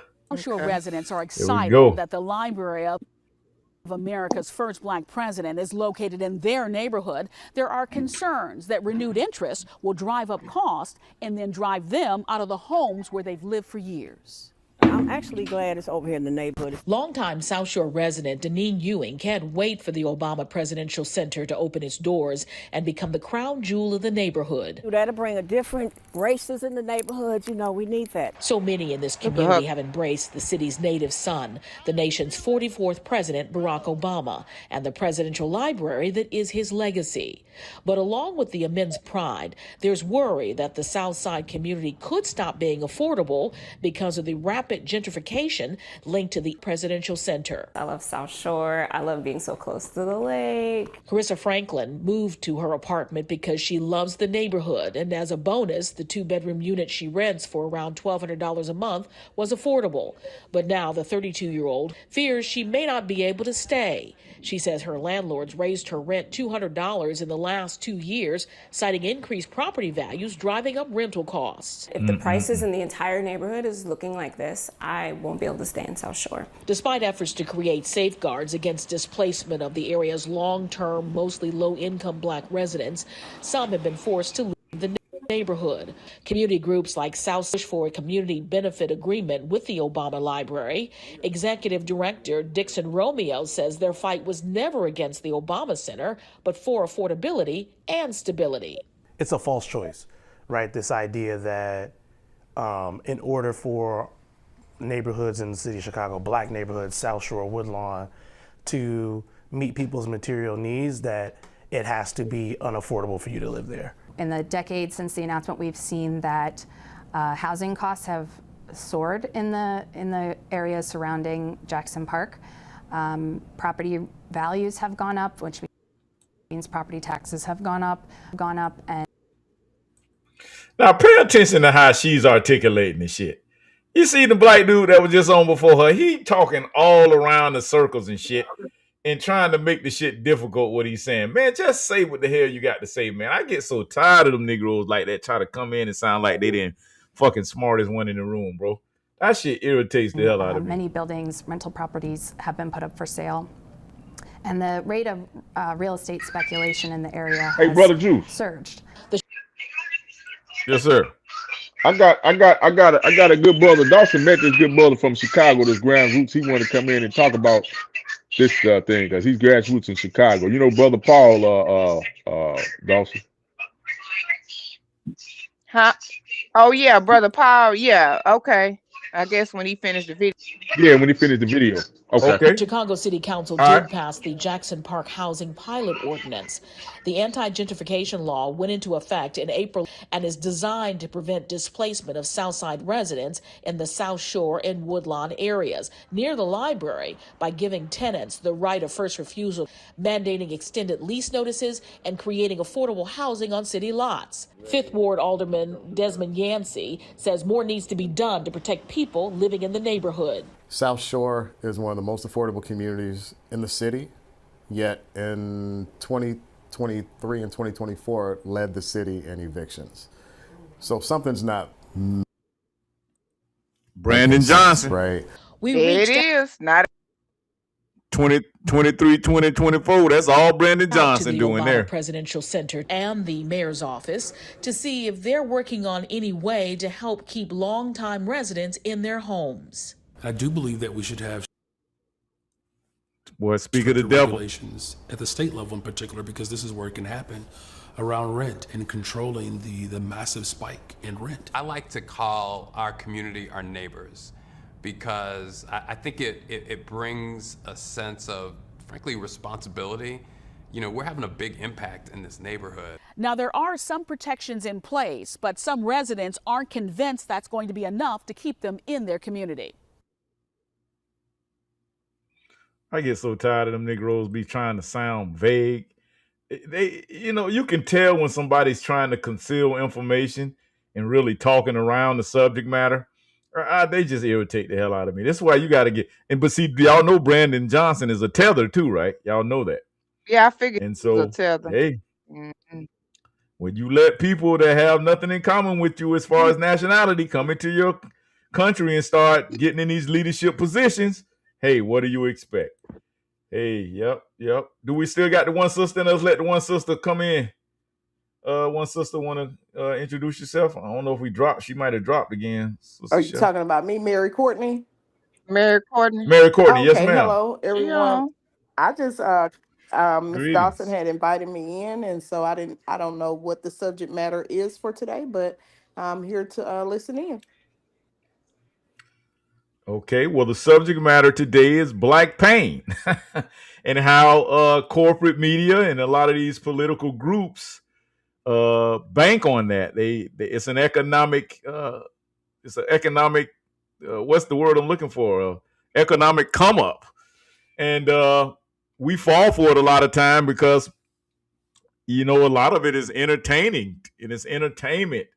And we fall a victim to these news cycles. But the whole time, we're not really paying attention that these news cycles always seem to come about around the election cycles. Absolutely. If that makes any sense. Mm-hmm. Right. And so, that's what we try to do here at Urban Matters. We try to make sure that we control our own narratives. And we don't allow I call it the lame screen media, not the mainstream media. We don't allow the lame screen media to paint the narratives for us.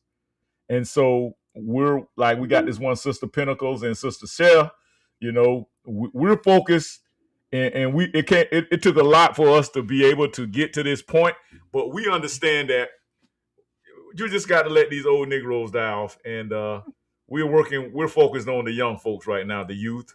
And this would be a great time if we could spearhead something to get something going this summer that can, kind of engage our kids as far as data engineering and data science, and we can start gathering data and make Urban Matters and Sister Sharon, our Sister Pinnacle, create some type of database so that we can start showing the facts, and we can start standing on the data and saying, well, hey, Obama, you got this museum, but look at here. Here's your track record for the last 20 years, where you've literally put us in a more impoverished position here in America. And I hear a lot of people see that Obama was really a curse to us. He really set us back tremendously. Look at Trump. Trump come in getting damn reparations and writing checks and shit. And they talking about, oh, well, he couldn't do that because, he a black president. And if he was to do that for his own people, what Trump did it for his own people. So I don't get it. What's the problem? They gonna talk about you either way. So shit, you might as well come in pulling the trigger. Shit, that's just me. That's why they don't want me to get in political position, because boy, I turn some shit up. I'll be like, yeah, I want all the smoke, I want it. And so that's why, I had some people that tried to push me up to go locally and run for city commission. And I'm like, all right, y'all got enough ammo? Because, boy, I might set some shit off. You know what I'm saying? I'll be around here with weapons training and every goddamn thing. Bro, Mark, you in the building? I'm in the building, my brother. Salute. Salute. Hey, we got to give a quick moment of silence and spiritual prayer for Brother Mark's mother. She had a medical setback, and she's not doing real good. So, bro, we're gonna definitely give her some spiritual energy, and we're gonna ask that the ancestral spirit come over her and give her all the energy she needs. And I know she's gonna pull through. That's my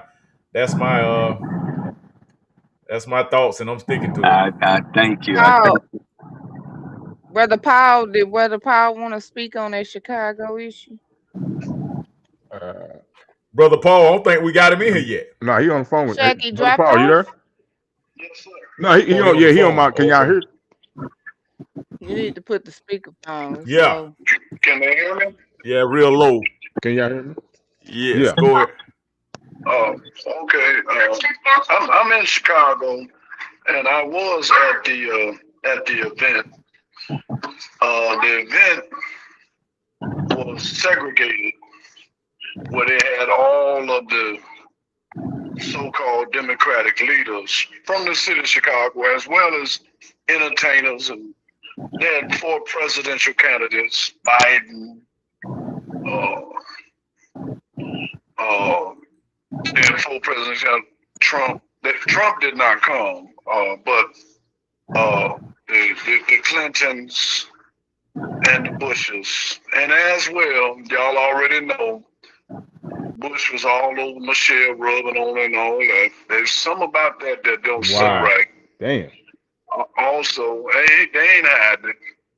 And also, at the event, there was a protest because over 12 black contractors, over $100 million were the black contractors.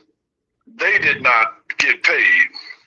All of the white contractors, except 2, they were low-income contractors, white contractors. They didn't get paid too, but it all added up to like $100 million. One black contractor, they owed him $4 million cash.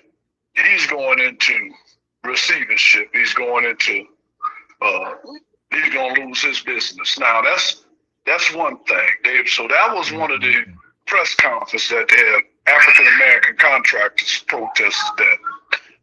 That's one side. On the other side, you have landowners, people who have land and who live in that area.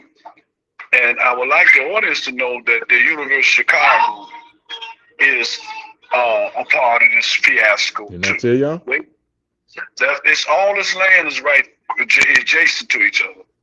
So the landowners, the people who own bungalows, graystones, and people that's renting over there, we'll deal with the renters last.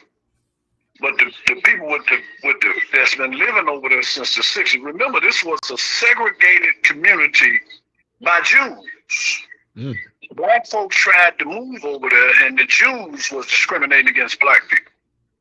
From Stony Island to Cottage Grove, from 55th all the way up to 71st. That was a Jewish community. That was not a Anglo-Saxon. Them was all them Jews that was marching with Martin Luther King in the 50s. That's who they was. Now black folks end up getting that community. They fled. They didn't want to live around you. Some of them that wasn't a racist did stay. So they are gentrifying them out. Now where they rent, they taxes used to be like $2,500 a year, like that's over with. Now they want them to pay $25,000. So they didn't jack them up. They're jacking them up now. Now this is being done when they asked Obama for a community benefits agreement. Obama refused. I know some of y'all out there don't believe that because y'all voted for him. And if you could, you probably would vote for him right now. He refused. So these black folks, and it's a sprinkle white folks too, not many, but sprinkle. They trying to gentrify them out. Now that's them. They got their issue. Now the other issue is directly across from Obama's building is a TWO, used to be owned by TWO, the Woodline organization, is a low income, it's the projects. But it's not the way you think the projects, but it's very clean, but it's the projects. They want them out of there too. They don't want no projects next to the Obama Center. Now we call it the Temple of Doom. That's what everybody over there calls it. Temple of Doom. Wow. We wasn't excited to be there. You know what I'm talking about? The people that all this stuff is falling on, they ain't excited. So now they trying to tell them, well, we're going to give y'all vouchers. And y'all, they like, well, why would we want a voucher out when we can walk across and go to the Obama library and he got like a little, some stuff there for just you come. You ain't got to go to the library and read them lines he got in them books. You can just go over there and be at the place. And well, they trying to get them from over there. We don't need y'all over there, period.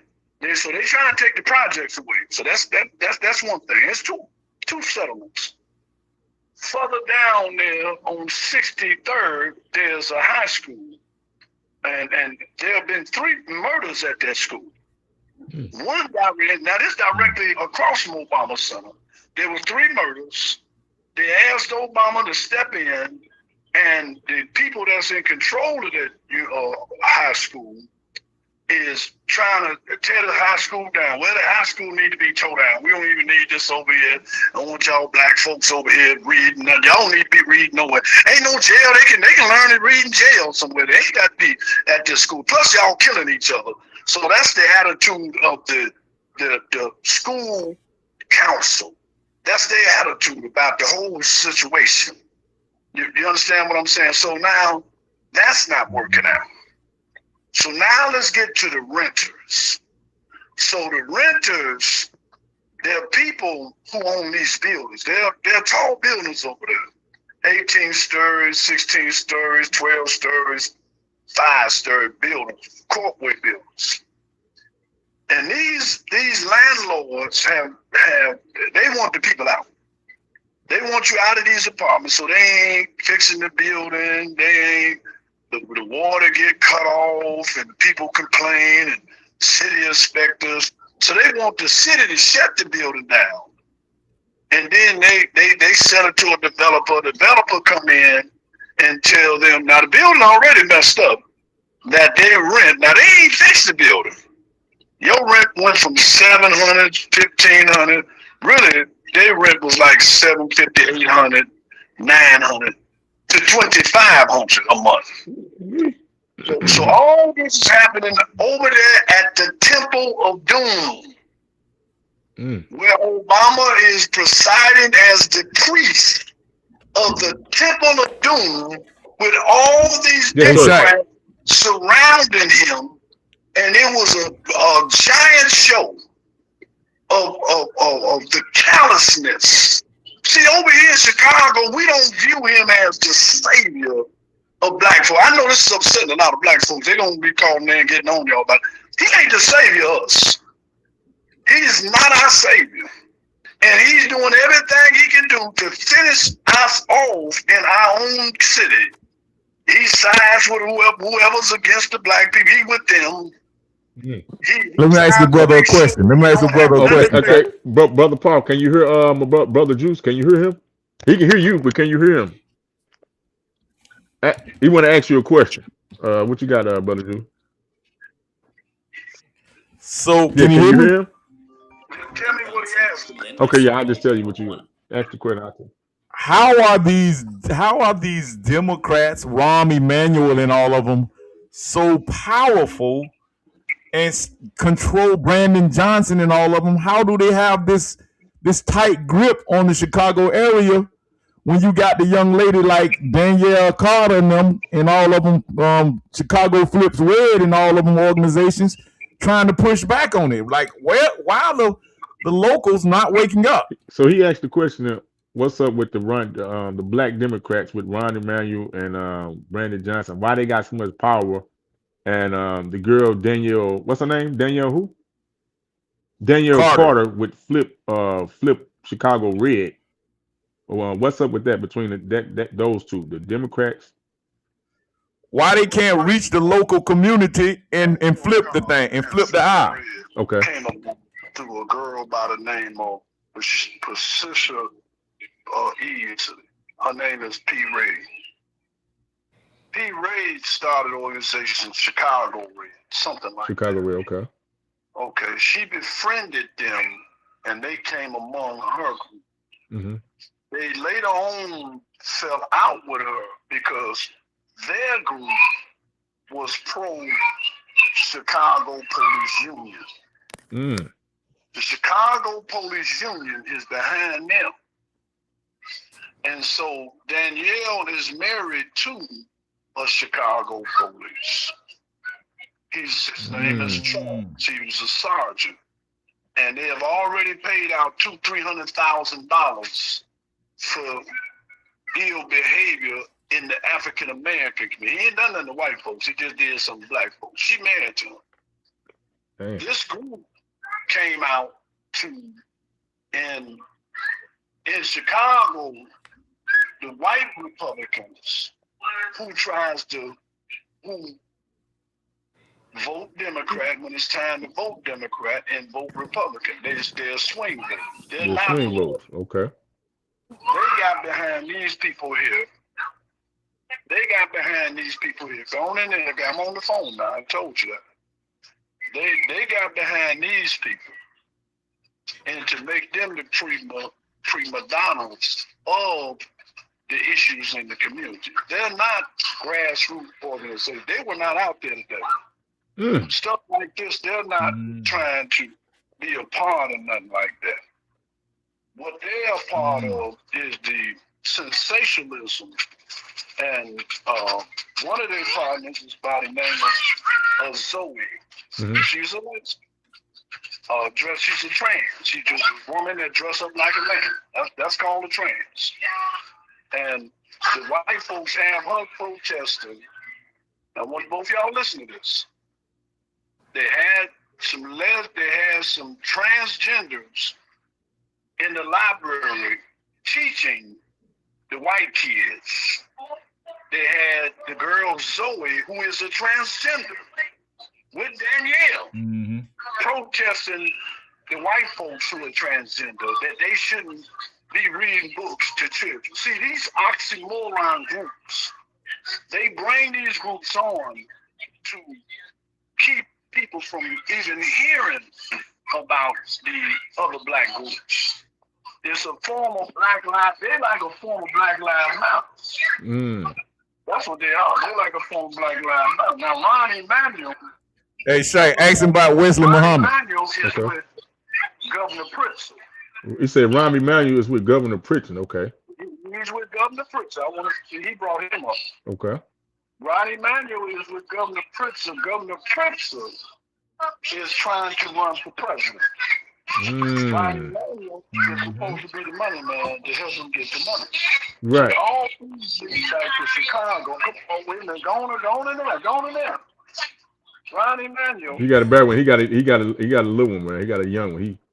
He got a little one in the background. I got a 5-year-old daughter, ladies and gentlemen. He got a 5-year-old daughter. And Ron Emanuel is the money man. So he is supposed to raise the money for Pritzker. Pritzker was out there. He was out there too. So all this stuff you're seeing in Chicago is them putting the Democratic machine back together. That's what Obama said for. Obama, now I'm glad. Ask him where Anthony played with his wiener at. Anthony Weiner. He said, what about Anthony Weiner? What does he got to do with all this? And who else the guy you said? Wesley Muhammad? Yeah, Wesley Muhammad. What is he doing? He said, what is Wesley Muhammad doing on the ground up there? I don't know that brother. I can't. He may not be saying his name right. Wesley Muhammad? Is it Wesley Muhammad? Brother Juice? I think, yeah, he the brother that be going in there busting up all the Chinese nail shops. The brother that was going in a couple of years ago busting up the Chinese nail shops. Tyrone. Ain't that Tyrone Muhammad? He's with the Flipping Reds. He with that group. He with the Flipping Red group. Oh, okay. Tyrone, yeah, Tyrone. Okay. Tyrone. Okay, he's not a member of that Nation Islam. Okay. And the police called to make them let him go. He was arrested with a gun. He's been arrested with a gun on camera, and they let him go. See, all them people is working with the machine. They perpetrate like they're against the machine, but they're working with the machine. The protagonist and the antagonist. Did I tell y'all? Listen, you should be able to pull the video up on me. There's a video where the police arrested him with the gun. Not only did they didn't take him to jail, they gave him the gun back. He's been arrested for murder. Convicted, done 20 years. Damn. Yeah, he don't supposed to have a weapon on him. Relationship with the system. And they perpetrate this image like they trying to save the people. But in the reality, you got grassroots people who are out here fighting the system and they can't get the light of day. Like I just said, none of them was out there protesting this. No, they don't have no relationship with these people. They're not grassroots. Right. Now, brother. So, Shaq, he's saying Chicago flips red were not there protesting against Obama. Yep, that's what he's saying. It's white people. You go, girl. You really getting them. You getting down on them Democrats. Right. Hey, so brother Paul, tell them about what you with the contractors, right? You do you with the I'm a contractor. Right, he's a contractor, yeah, and he helped the young people, young brothers and stuff, grassroots, yeah. Yeah, there's a thing. That's what we was out there for. Right. We put young men to work. There you go. Right. And so the contractors that was out there, they put African American young people to work. And so if these young people can't go to work, then they doing a takeover. So we believe that to resolve the problem we have is to put our young people to work, the men and the women. Yeah. They got women carpenters, they got women with the sign, to stop the sign, and they got women, the electrician. So it ain't no man-women thing, it's a you going to work thing. That's what it's about. Right. So that's what we was out there for. And so we was interchanging with the other people. One of the we was on Fox News, the brother that did the whole press conference, his name is Omar Sharif, and you should be able to pull him up on Fox News. That they was in P. Ray Easley, she also was talking about it on Fox News, Fox National. So you could be able to pull some of these videos up. Now you won't see them on this type of stuff. You're not gonna see them talking about this stuff, and then when you see them, it's that they're getting in front of it. They're like a Black Lives Matter like demonstration.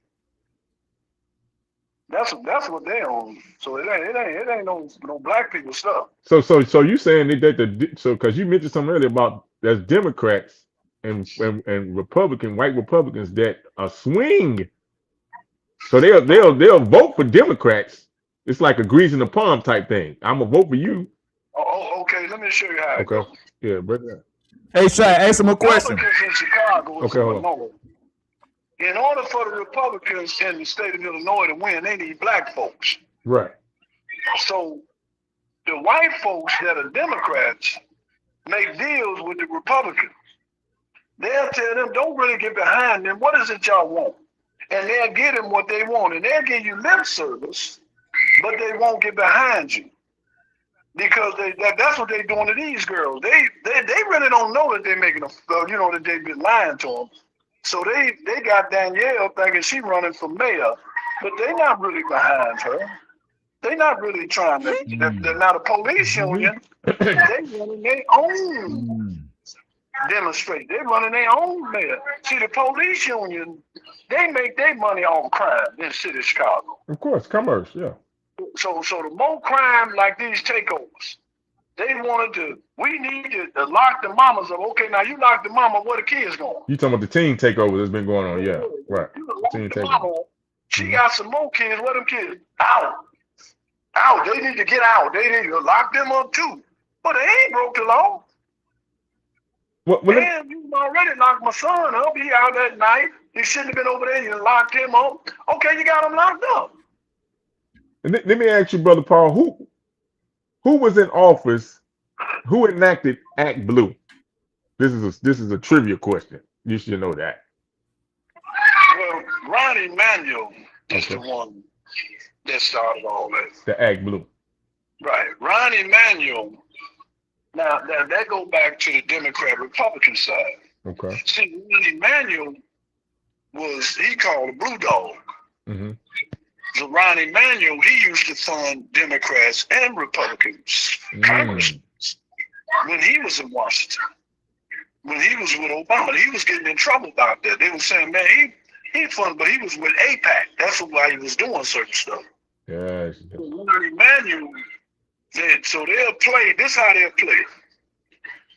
So we had the biggest case in the country was the Van Dyke case in the city of Chicago, Laquan McDonald. Laquan McDonald, right. I remember that. Global. It was a global case. Right. So they had to vote for a new state's attorney. They didn't need to get rid of all that brown and black. It was the Latino state's attorney that was going along with this stuff. Mm-hmm. So a Puerto Rican lady. Mm-hmm. So when the election went down, there was a black woman running, Kim Foxx. Kim Foxx, yeah, they brought Kim Foxx in, right. So all of the white liberals on the north side, this is what I'm trying to tell you, who are Democrats, they all voted against her. And all of the white Republicans on the far south side voted against her. They voted the same. How could they vote the same? But majority of the people, because of what happened with Van Dyke, voted her in. That's how she got in. The people voted her in. Mm-hmm. So the point I'm making to you is that they work together.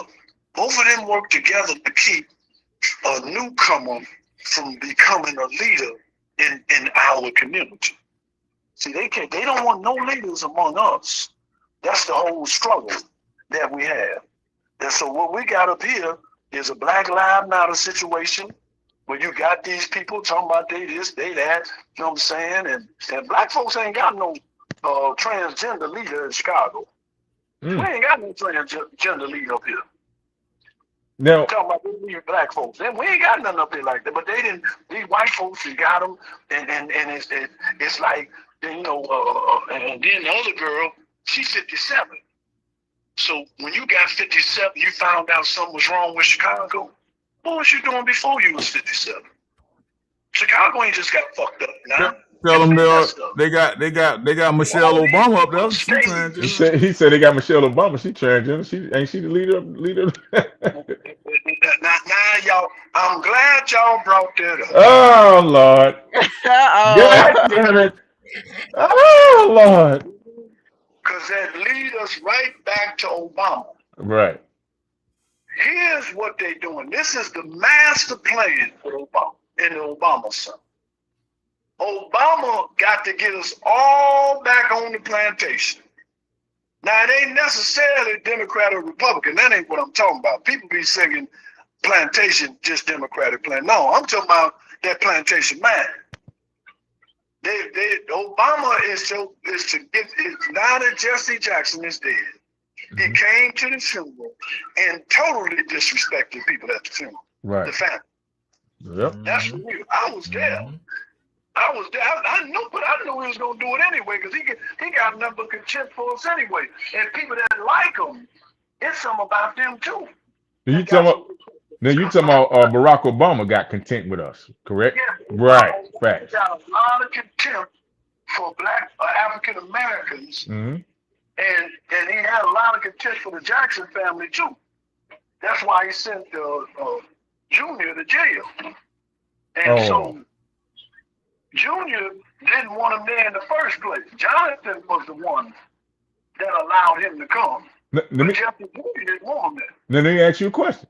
Is it true or false that Junior, Jesse Jackson Jr., he was supposed to be in that position that Obama in? They is that true? Was he promised to be that the run? Junior was gonna run. He was saying that he should be vice president. Okay. And that he was gonna run for president. So they thing was we can't let him be nothing. So they gave him that case he had. Damn. Now, you know, he did some of that, but it wasn't enough for him to be going to jail. But they wanted to slander the Jackson family. They didn't want to. That's why Jesse Jr. did not want him at the He did not want him at the funeral. No, he didn't want him there. But the other family members felt that let him come and all that love and that he was right. Don't let that man get up there. And when he got up there, as soon as he got up there, he started talking about putting the Democratic Party together. Go look at his speech. And that these people that came the rebellious people. We need to get him on the link. Send him that text link I sent y'all, and we need him on here, man. He got. We're gonna get him. We're gonna get him on. You know, he's a little bit older, man. He and them links and shit. I be trying to get him to come on, and sending them links to come on YouTube, but I don't know. But remember the one I sent in the text group today. I sent the one in the text group today. They've been on the internet beating them up too. Yeah. They've been on the internet beating them up, jumping on them, and talking about sexuality and trying to make him, all this and violating. Like he got raped in jail and all they on some crazy stuff. Ask him this question right here. Okay. Straight up disrespectful stuff with him. Okay. Brother Juice want to ask you a question. He gonna ask me a question to ask you because you on my speakerphone. You ain't on the what's that? So why? Okay. Ask him why is there not any grassroots media or publications that can get the type of narrative out that he's speaking of right now? Where are those groups? Give me some of these groups that we can research and try to network with and link up with them. So he asks, where is the grassroots media groups that we can link up with that's getting this information out to the public? Okay. You need some names. Is there any publications? Some grassroots publications, medium publications that's covering this stuff, that's got the actual receipts, documents, information, and they actually putting this stuff out. So we can network with them because you know what I mean? Give us some names. You got some names of some organizations, the grassroots organizations? Well, they got a brother. Okay. And the brother is at every one of the meetings in City Hall. Okay. His name is Mark. I can't remember his name. His name Mark. Not Mark Clemens, not Mark. But he answers all the questions for the people. Okay. He asks all the questions for the people. And we need to see if we can get an interview with that brother and get him on. Yeah, we need to get his information when you get a chance and send it to me so we can get him on the show. Because I told you we do a Throwback Thursday every Thursday night at 7:30 p.m. Central Time. Stream. Yeah, we stream. I'm gonna start sending you the links and sending you the YouTube channel and the Facebook, so you can, cause you on Facebook too, so y'all can friend each other. I hook all the information up with Brother Juice and everybody, so we can get you on, cause they want to get you on, cause you see this the thing is, y'all are too. See, y'all older than us, so y'all are the last of the Mohegans of all the information that we don't know. I'm an '80s baby, so y'all are the last link. That's another reason why, my opinion, COVID-19 was one of the operations to get rid of the older class that has this information, because everything is going digital now. You see what I'm saying? Right.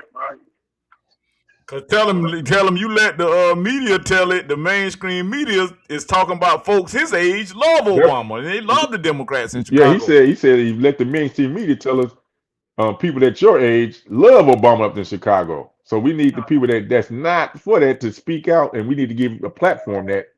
Oh, listen. Okay. Listen. I want them to hear this. Okay. In other cities, it's like that, but in the city of Chicago, man, they don't like him up here.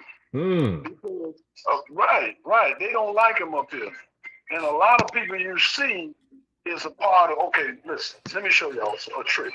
Y'all listen to this trick. The Democratic machine means people who work for the city, county, state. Cook County has over 300,000 people that work for that system. So when the mayor runs for office and they say, this is our guy, he comes in the race with 375,000 votes. Now that the other guy, he ain't got that. He got to work and get 375,000 votes. So a lot of times you see them black folks and white folks out there look like the people with it.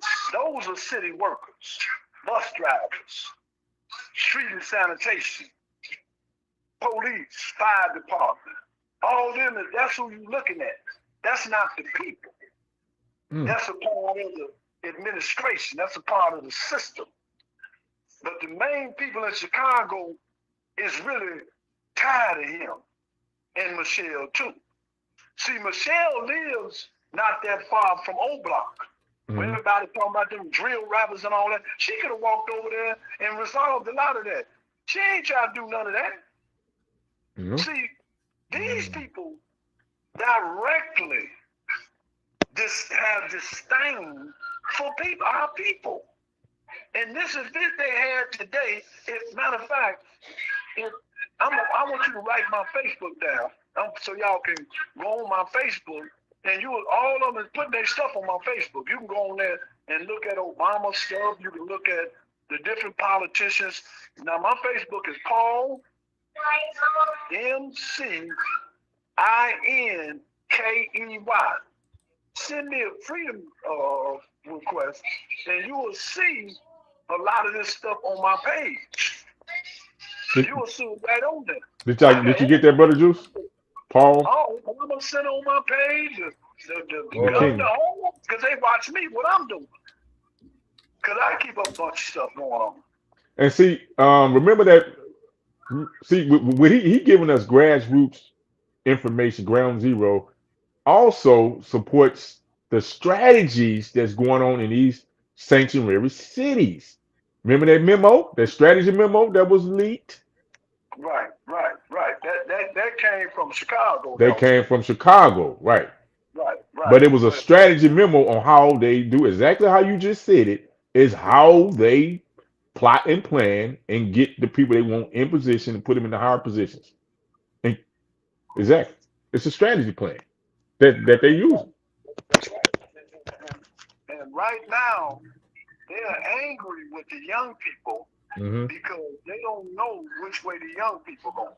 Right. Now, I'm talking about the young males. And so they done got on demonizing with the ICE. Now they want to demonize the takeovers. So they want to demonize the takeovers. Right. And their thing is lock the mama. Okay, well the mama got 2-3 kids. You say you arrested her son. She down at the money home. He paying for what he did wrong. She told him to stay in the house. He went out there and he was late. He didn't come home, and you got him in the outie home, so he don't get out for 2 days. He in the outie home. He don't get the death penalty. Now, what's the outie home? What is that? Because we're not from Jail. the jail, children's jail up in Chicago. Jail. Really? They got a child jail up here. Damn. You out here shooting folk, you out here burglarizing, you gang banging and slanging. And Chicago got a jail for your ass. Right. So the gang banging, he know about it. They got a jail up here for you. And you better know how to fight, because they take raping all that kind of stuff up in there. So Shorty ain't trying to go up in there. But don't that sound familiar with California with Kamala? Yeah, that is the same people. Lock the parents up for truancy and shit. It's the same. It's the same. Criminalized and commercialized, like you said, black pain, black death, brother Juice. Just go right back to what you were saying. You right on the money. With the black pain, black death. Kamala. Kamala Harris was up here with Obama. She was up here. Kamala Harris, Biden, Hillary, the hillbilly Hillary, and touchy Philly Bush. Touchy Philly all over Michelle. Just can't keep his hands on there. You say he can't keep his fingers off Michelle. You talking about Bush? Damn. They got pictures of him. All you gotta do, come on there and look at him. Hey. Looking at that old, look at that Illuminati gangster that's scared to say something. He ain't saying that no Illuminati gangster. Shoot. Who you talking about? Oh, hey, ask him is he age 66 years old? He says he's age 66 years old. He looking at your profile on Facebook.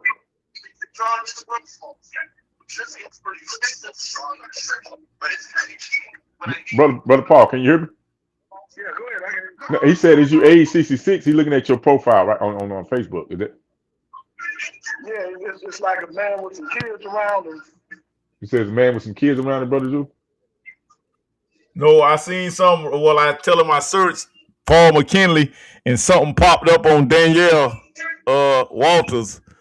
It popped up on her website, on her page.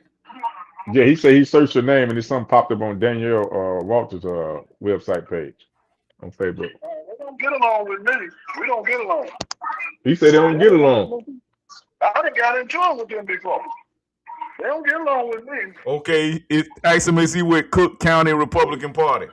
I don't think he says you with Cook County Republican Party. Yeah, Cook County Republican Black Caucus. Black Caucus. That's you? Okay. Yeah, Cook County Republican Black Caucus. A Republican Black Caucus. Cook County Republican Black Caucus. Okay, gotcha. Right.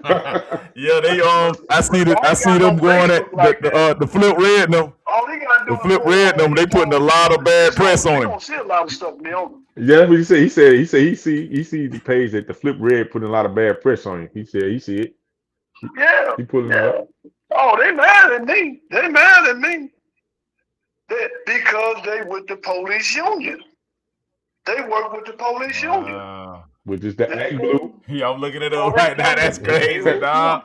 She said it. When she get wild, boy. We support the Chicago. We support the Blue. Act Blue, yeah.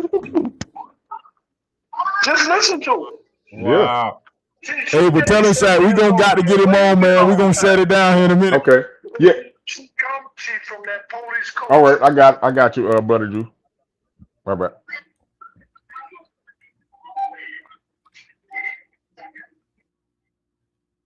But listen, that was very interesting, man. That brother right there, literally, see, he in the trenches. That's what I like. I like to hear a different on the ground narrative. Bro, Mark, did you hear that? Yes, sir. Yes, sir. Heard every word of it. That bro giving us down, home, 10 toes down, on the ground news from the local perspective. He gave us a perspective that we have not heard. That was very interesting. And we're gonna definitely network with this brother, because if we could get some type of way to get the real news on the ground in Chicago, man, listen, that could really be instrumental for us here at Urban Matters BMG, man, to just, because, see, I want to hear all the perspectives. I want to hear what's the truth, man. We want to stand on truth here at Urban Matters. That's what we do. This is the home of the receipts. We love the receipts over here, y'all. So that was interesting, man. I ain't gonna even lie, y'all. Hey, but I got a little throwback I want to give y'all real quick before we get out of here, man. Y'all know I got to do some throwback. Bro, Mark, you got anything you want to add? Because we finna get ready to shut it down in a minute before I do this throwback moment. Just real briefly, real quick, I want to thank everybody for their prayers, and then also Sister Cher and the other two brothers that got the shirts. They'll be going out this week. I just been going through a few things, but I still got you on my mind, and that product will be coming out to you. That's it, brother. Okay, bro, make sure you stand in the gap, man. Tell moms, man, we definitely with her in spirit and prayer. So, man, I hated to hear that, man. That just, I just went through some similar stuff with my pops, and it's just like, man, the healthcare in our area is so primitive right now, man. It's a sad situation, man. I hate it. I really do, man. I really hate it. But we definitely got her in prayer, and we hoping that she pulled through, man. We're hoping for the best, definitely, man. We definitely hoping and praying for the best. But let me see if I can get this little clip going, y'all. This is gonna make y'all laugh, man. Kind of bring a little bit of humor to the whole thing. Let's see what we got right here. I think I got it right here. Yeah. Hey, Brother Juice. Hey, Brother Paul said one more thing. He said, because you down in Florida, he said, do you think the Byron Downer dude, you think they're going to put him in? Hell no. That cornball ass nigga. He said, hell no, cornball ass nigga. My bad, G, you got it. He's another cornball underground tether. He done came and done shit. He basically done told us how he feel about Black American. But see, this is what they do, Shaq. They try to come in, cosplay us, use our street cred, and then think they can move their way up in the political ranks. And we standing on this. See, these people are just like clueless right now. You got a lot of people around here running around clueless right now, y'all, in Black America. Like, I run into them every day. They like oblivious to like what the power of grassroots media. They really are. They thinking we just some fly-by-night shit, and we done showed them, bro, we literally shut down elections, the last elections, with some of this powerful information that we putting out of here. Because we're using research, we're standing on receipts. And y'all know Urban Matters is definitely the home of receipts. And they don't understand the power of that. They're so used to being under the white master's influence that they think anytime you do something different that's grassroots, anytime you do something different, like you create some type of organization like Sister Shell that's community based, these Negroes want to come at you like you done committed a crime because you done excluded white folks out of it. And they really don't understand and believe that we can do this shit on our own. Look how we got that Asian scrambling right now. They about to lose their damn mind. They don't know what to do with this boycott. They about to lose their damn mind. I wish we could have hit on that topic a little bit more tonight, but I'm gonna play this right here, y'all. We're gonna get on up out of here. Hey, Shaq, I wish you can get that brother, Sister Sherry too. I'm off tomorrow. If y'all want to do an early Juneteenth program, let's make it happen. Yeah, man. I'm gonna holler some people behind the scenes, man, and see what's up, man. See if they wanna see what's up. And a couple people so I can rally up and see what they got going. Okay. Mm-hmm. I got two clips I want to play real quick. This shit gonna make y'all laugh. This shit is hilarious right here. Dave Chappelle, this nigga is silly, man. There you go right here. This nigga. Name one thing the Republican Party has done for black people. One. What? They were the party of Lincoln. They stood. Name one thing the Republican Party has done for black people. One. What? They were the party of Lincoln. They stood against the tyranny of oppression by leading the call for the Civil War and forced passage of the Emancipation Proclamation, which freed the slaves. I named two things lately.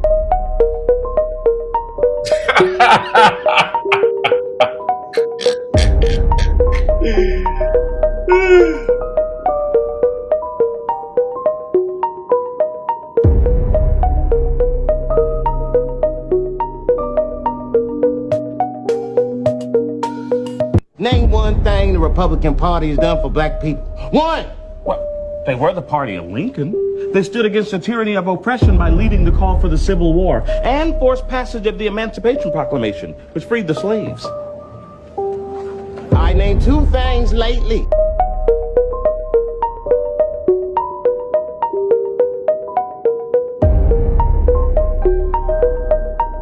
Hilarious.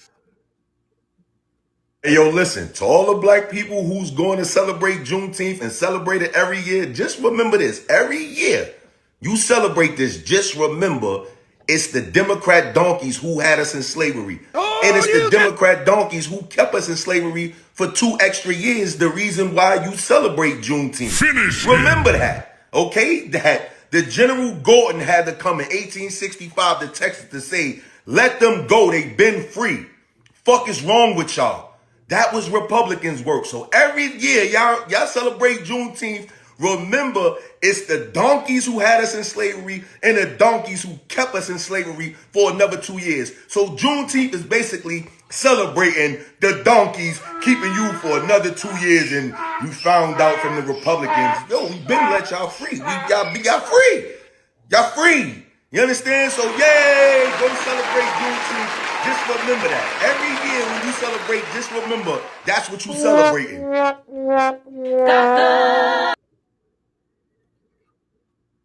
Boom, there it is. Yes, sir.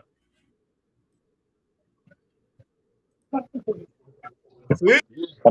People don't understand. You don't know your history. That's why you so easily can be manipulated. That's why you so easily can say, okay, well, we just gonna blame everything on them. Not knowing that Negro, they still practicing these same laws on you. Me and Sister Sarah, when you and I were talking the other day, right? And we was talking about how the early 1940s and 50s, you couldn't raise your hand or defend yourself against white folks. White folks would come on you and spit on you, slap you. If you put your hand on that white vote, your ass went to prison, or you, better yet, they would prosecute you to death. And that's kind of like what they just did to that brother Carmelo Anthony. So spiritually, these damn white supremacy laws are still in effect on the books. And also, police, when the police started becoming, they started giving black policemen positions, black policemen were not allowed to arrest white folks. That's some throwback history for you right there here at Urban Matters BMG. They say, okay, we'll give you this badge, but don't you go use this damn badge on white folks. You hear me, boy? Did you hear me, boy? You don't police white folks. You only police your folks. And we got a lot of these Negroes right now, especially the Boulets. They put in the leadership to police us, y'all. That's what they are. Your Al Sharptons and your Roland Martins. Yeah. Yeah. So listen, that's what it is. And y'all heard about Roland Martin. He's running interference for these tethers again. Did you hear it, Sister Chef? Roland Martin is running interference again for these tethers. What you talking about with him talking about doing organizing now? No, he running interference for these tethers. Oh, making excuses. He came out saying something. Yeah, let me play it right quick. Wait, yeah, okay. We leave out of here, man. All right. Because that Negro, he irritates the shit out of me. See if I can play it real quick before we get out of here. Let's get right to it, man. Let's get off into this. Excuse me, sir. How old were you when you made your first million? What is this for? We're trying to get advice for the younger generation. I made my first million. Of course, 2 blocks away in the White House was Donald Trump. So you may ask, why am I saying all of this? Well, I'm saying this because you've had folk like Robeson, Du Bois, and others who understood imperialism, colonialism, who understood how Africans were being disenfranchised, who understood how they are being treated, who understood the marginalization of Black people worldwide, not just in the United States. So the question really is, why are we getting caught up in their BS? Why are black folks getting caught up in the BS of white supremacy and fighting black brothers and sisters from England? And it's not like they're taking, quote, all the roles, which really is nonsense. See, if you're black American, saying, well, why are they taking all the roles? Well, see, you're asking the wrong question. What you should be asking is, why are there not more roles? See, you falling for the crab in a barrel. Yeah. And that's what's going on right here. We are falling for that. To me, it was stupid to watch people condemn Cynthia Erivo because she played Harriet. There are people who were critical of previous comments that she made about African Americans. Fine, criticize her. But I also need... Whoa. You heard how he skipped past that part right there? You heard how he skipped past that part, how she was criticizing us, but we can't criticize her. Yep. See how he skipped past that part? See how he just glossed over that? He made the statement that people was critical, disrespectful, man. African Americans to understand something. This is really for the folk who ain't got a passport. Do y'all understand that America's greatest export are movies, television, and music? So I want you to imagine 20s, 30s.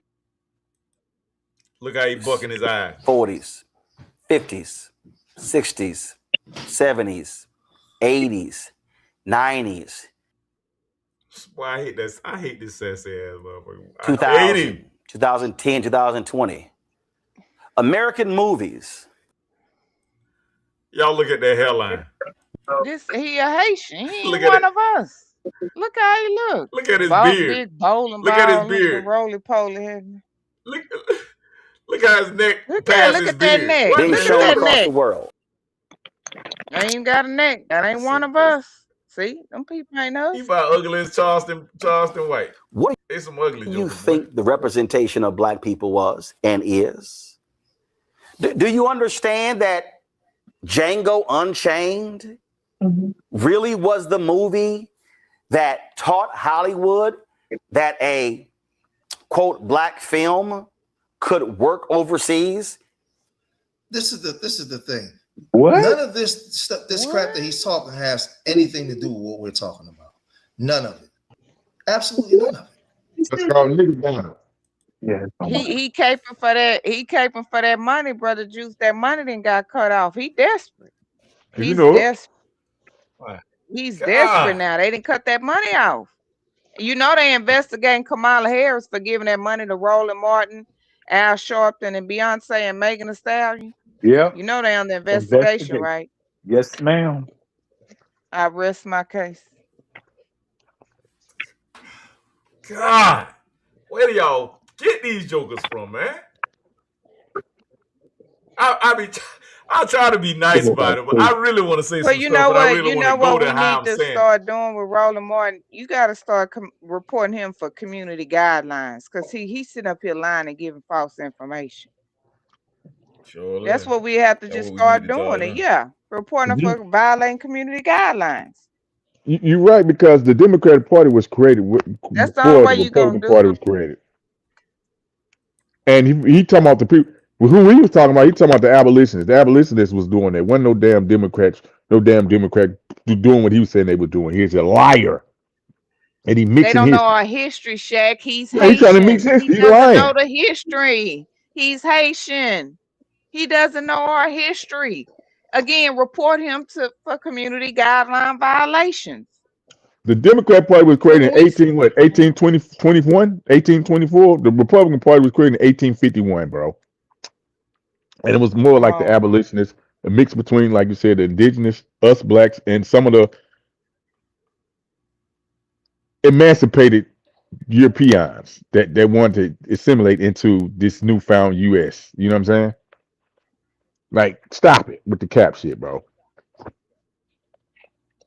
And I be having like constituents and homeboys be trying to send me content of Rollins to try to prove points. I say, bro, the only point you can prove to me is that's how you act when you a sassy dude. I mean, that's all you can pretty much prove to me. Now he graduated Down there in Texas somewhere, right? Yeah, he down there somewhere in Texas around y'all, Sister Chef. Yeah. Yep. It's to have his location when he here. Because so many people then pulled up on him. So when he's here in town, you won't know where he's at because so many people then pulled up on him and tried to harm him and call him out. So now when he come here, you don't know Black True pulled up on him. Oh yeah. Oh really? Really? Yeah, Professor Black True pulled up on him. He was hiding down there during the Essence Festival one year. Yeah, in New Orleans. Yeah, he pulled up. He said, "Oh, Roland, yeah, I heard you coming to New Orleans. Yeah, I'm here. Pull up." Roland had to talk all that noise, and then you know that little jitterbug too pulled up on him. What his name? Ain't he out of Chicago? The one with the up in glasses? Chicago. Yeah. Jamal, Yeah, what's his the one name? from Chicago. Know his name? J-Mar. J-Mar. J-Mar. Okay. You pulled up on him.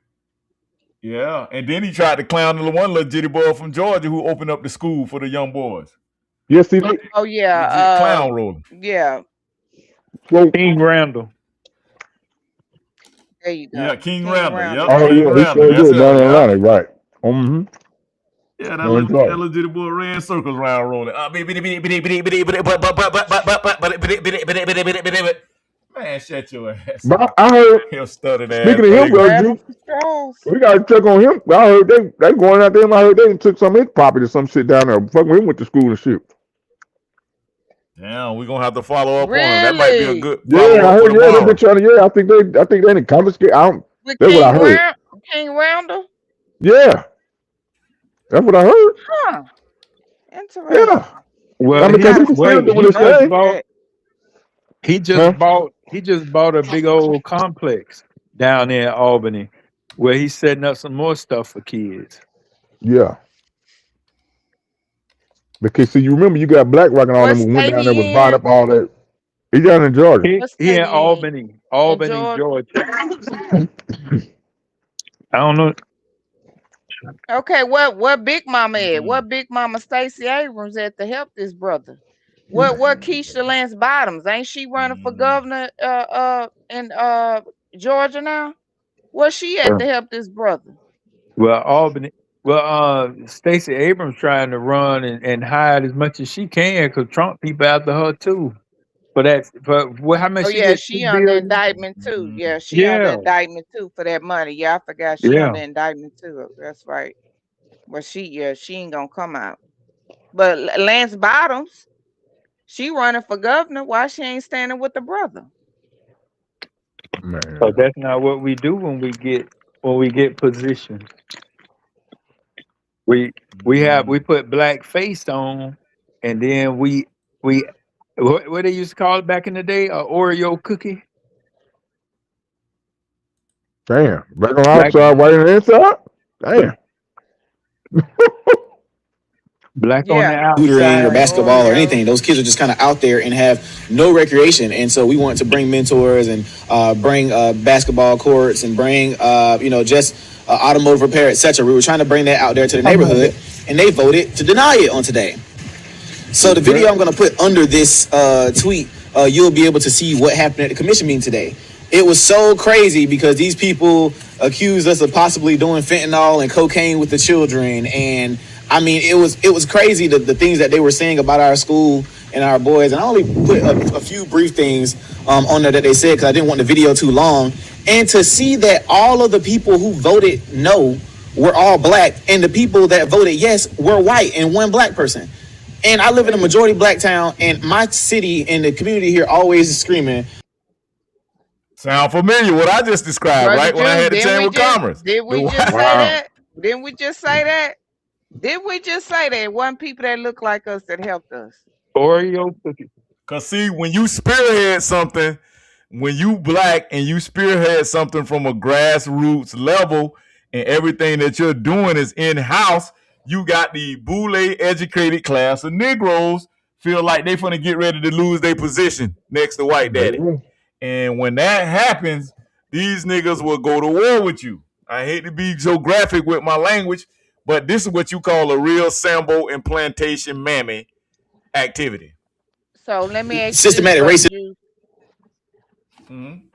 how can we call it racism when it's people that look like me and you that are committing racism against us in our community? Exactly. I'm sorry. That's why they train them how to act, and they put a lot of tethers in there, and it be us too. But they train them how to act, so you can't holler racism. There you go. It's called self-hatred. It's called self-hatred. You know, I told you these people are criminals, bro. So they use any skills and tech. So it's really economic tyranny, and all that falls upon it. Classism, racism, socialism, sexism. You know what I mean? It's economic tyranny because they want economic freedom, but they don't want you to have economic freedom. Damn. Correct. They literally destroy economics, bro. Tell you why they Correct. They do not want the ex-school for boys to develop this particular type of facility in their community. In the neighborhood, watch out there.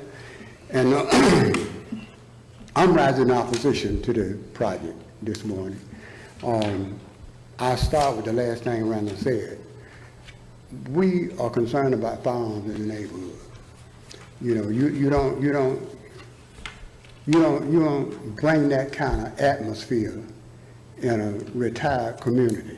You know, we have a recreation facility on the other side of the neighborhood, Robert Cross Park.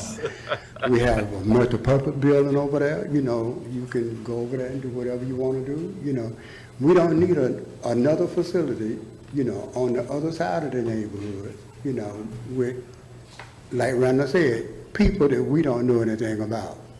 Plus, this project is privately owned and we can't enter it. You know, we're not permitted to go into the place, you know, okay? So, you know, my imagination, you know, tells me, you know, well, since you don't know what's going on, you know, what can you raise sand about unless something spilled over out into the neighborhood? So this could happen. I'm not saying it will, but it could, you know, okay? And if you're gonna have a science lab or something in that building, you know, and you got guns, you know, okay, you know, it's a chemical reaction in that, you know, and, you know, I don't know if you're really, you know, fixing cocaine or fentanyl. I don't know what you're doing in that, you know, but I know that this situation isn't open to us, you know, and it's 10 feet from our neighborhood. You know, I mean, you can walk out your door and you'll be in his neighborhood, you know. And we at Southgate, Lily Pond, Riverdale, Blue Springs disapprove of this. Now, it's okay. You approve of it if white folk built something for you. But when a brother come in and build something, oh, he pumping fentanyl. He pumping this. He pumping weapons. See? You can't make this shit up, man. You wonder why the younger gen don't F with Dodian because they be hating on them. They see them. Why you hating on them, bro? Bro Mark, God damn, you want to chime in on this? You heard what Bro Shike say? What, you agree with that, Bro Mark? Yes, sir. Well, you see the age, you know, that's a baby boomer too. Right. And you remember what we said earlier in the podcast.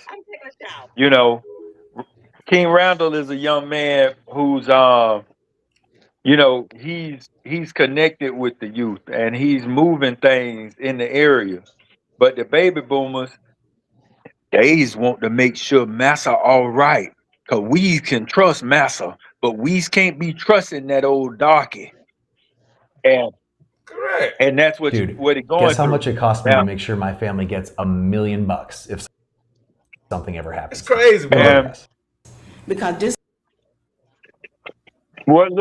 Look at every one of them. Watch the ones that's shining up there. And like you said, you know, it's sad, but it's true. But remember, bro, Juice, we got some interest in that city too. So, you know, it's interesting around there.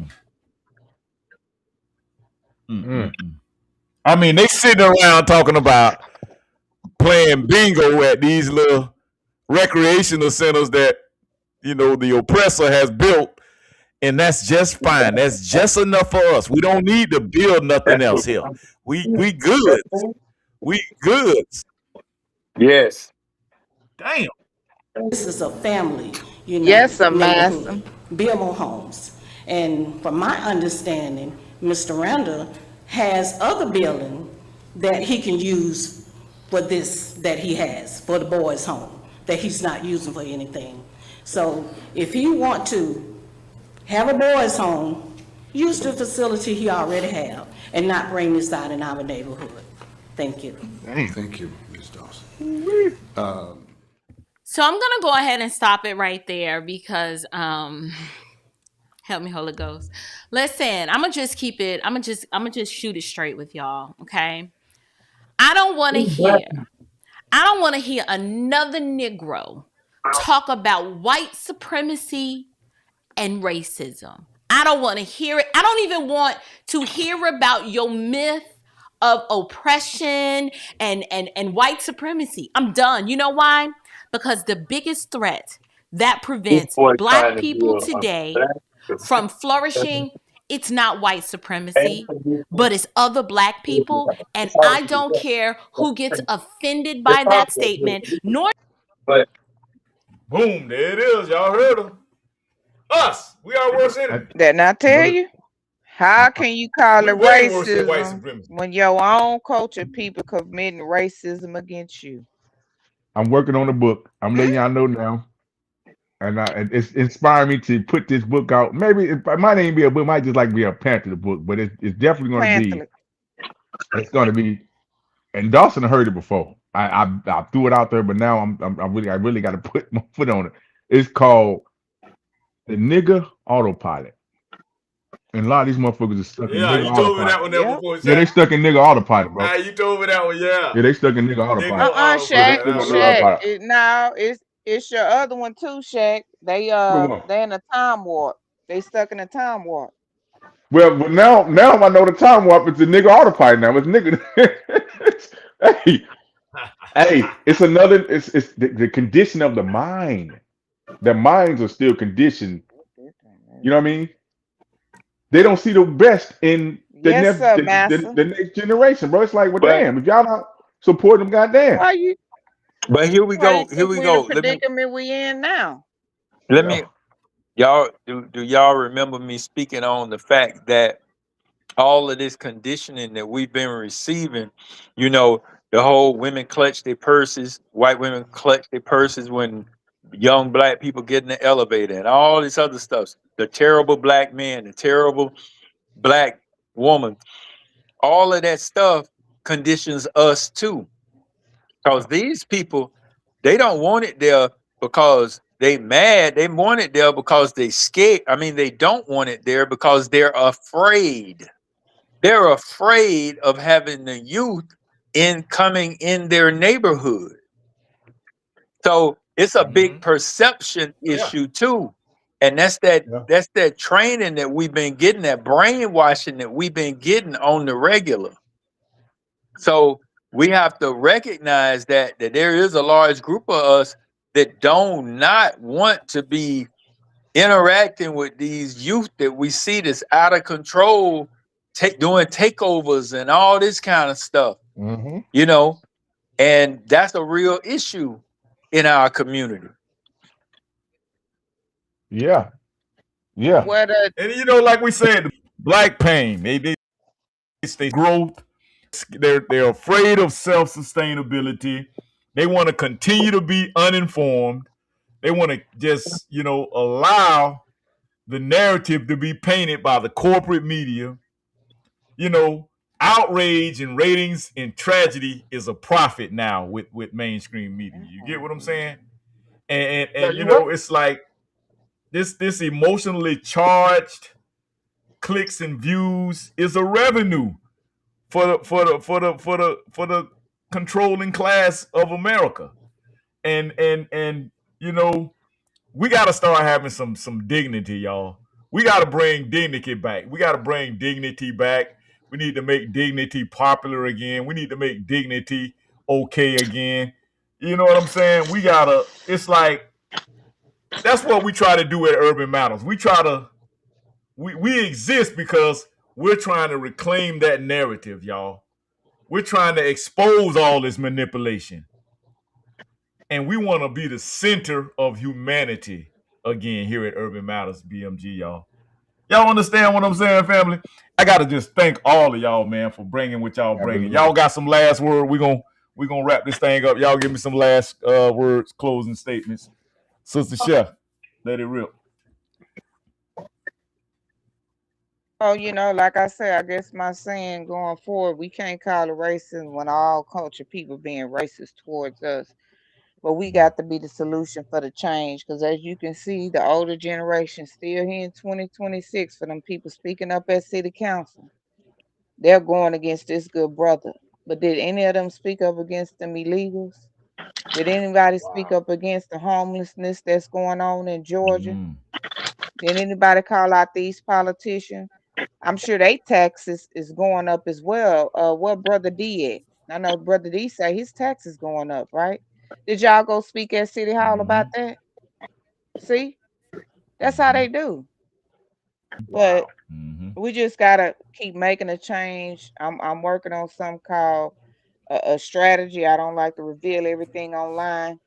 But Brother Juice, I'll get back with you, but it's already in Yes, play. ma'am. Yes, ma'am. And make sure you become available tomorrow, Sister Chef, for that brushite. Get with us early in the AM so we can know what time we're gonna try to crank up this Juneteenth show. All right, brushite. Let's hear it.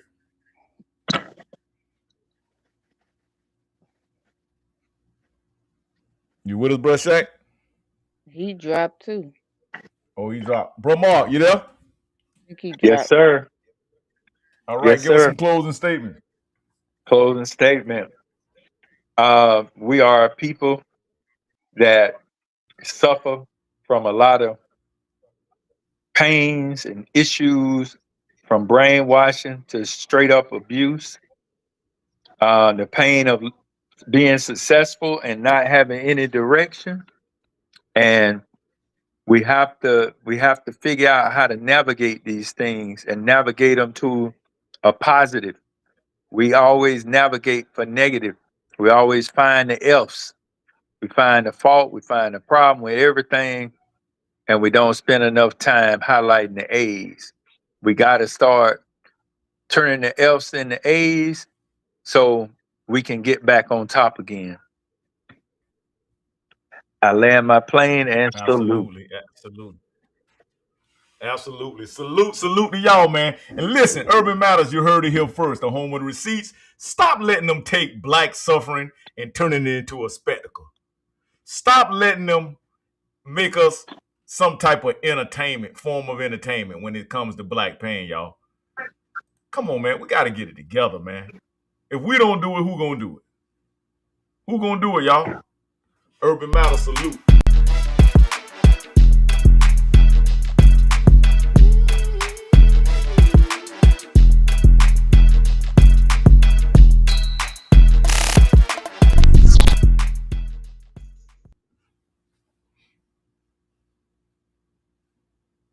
Peace, peace, peace.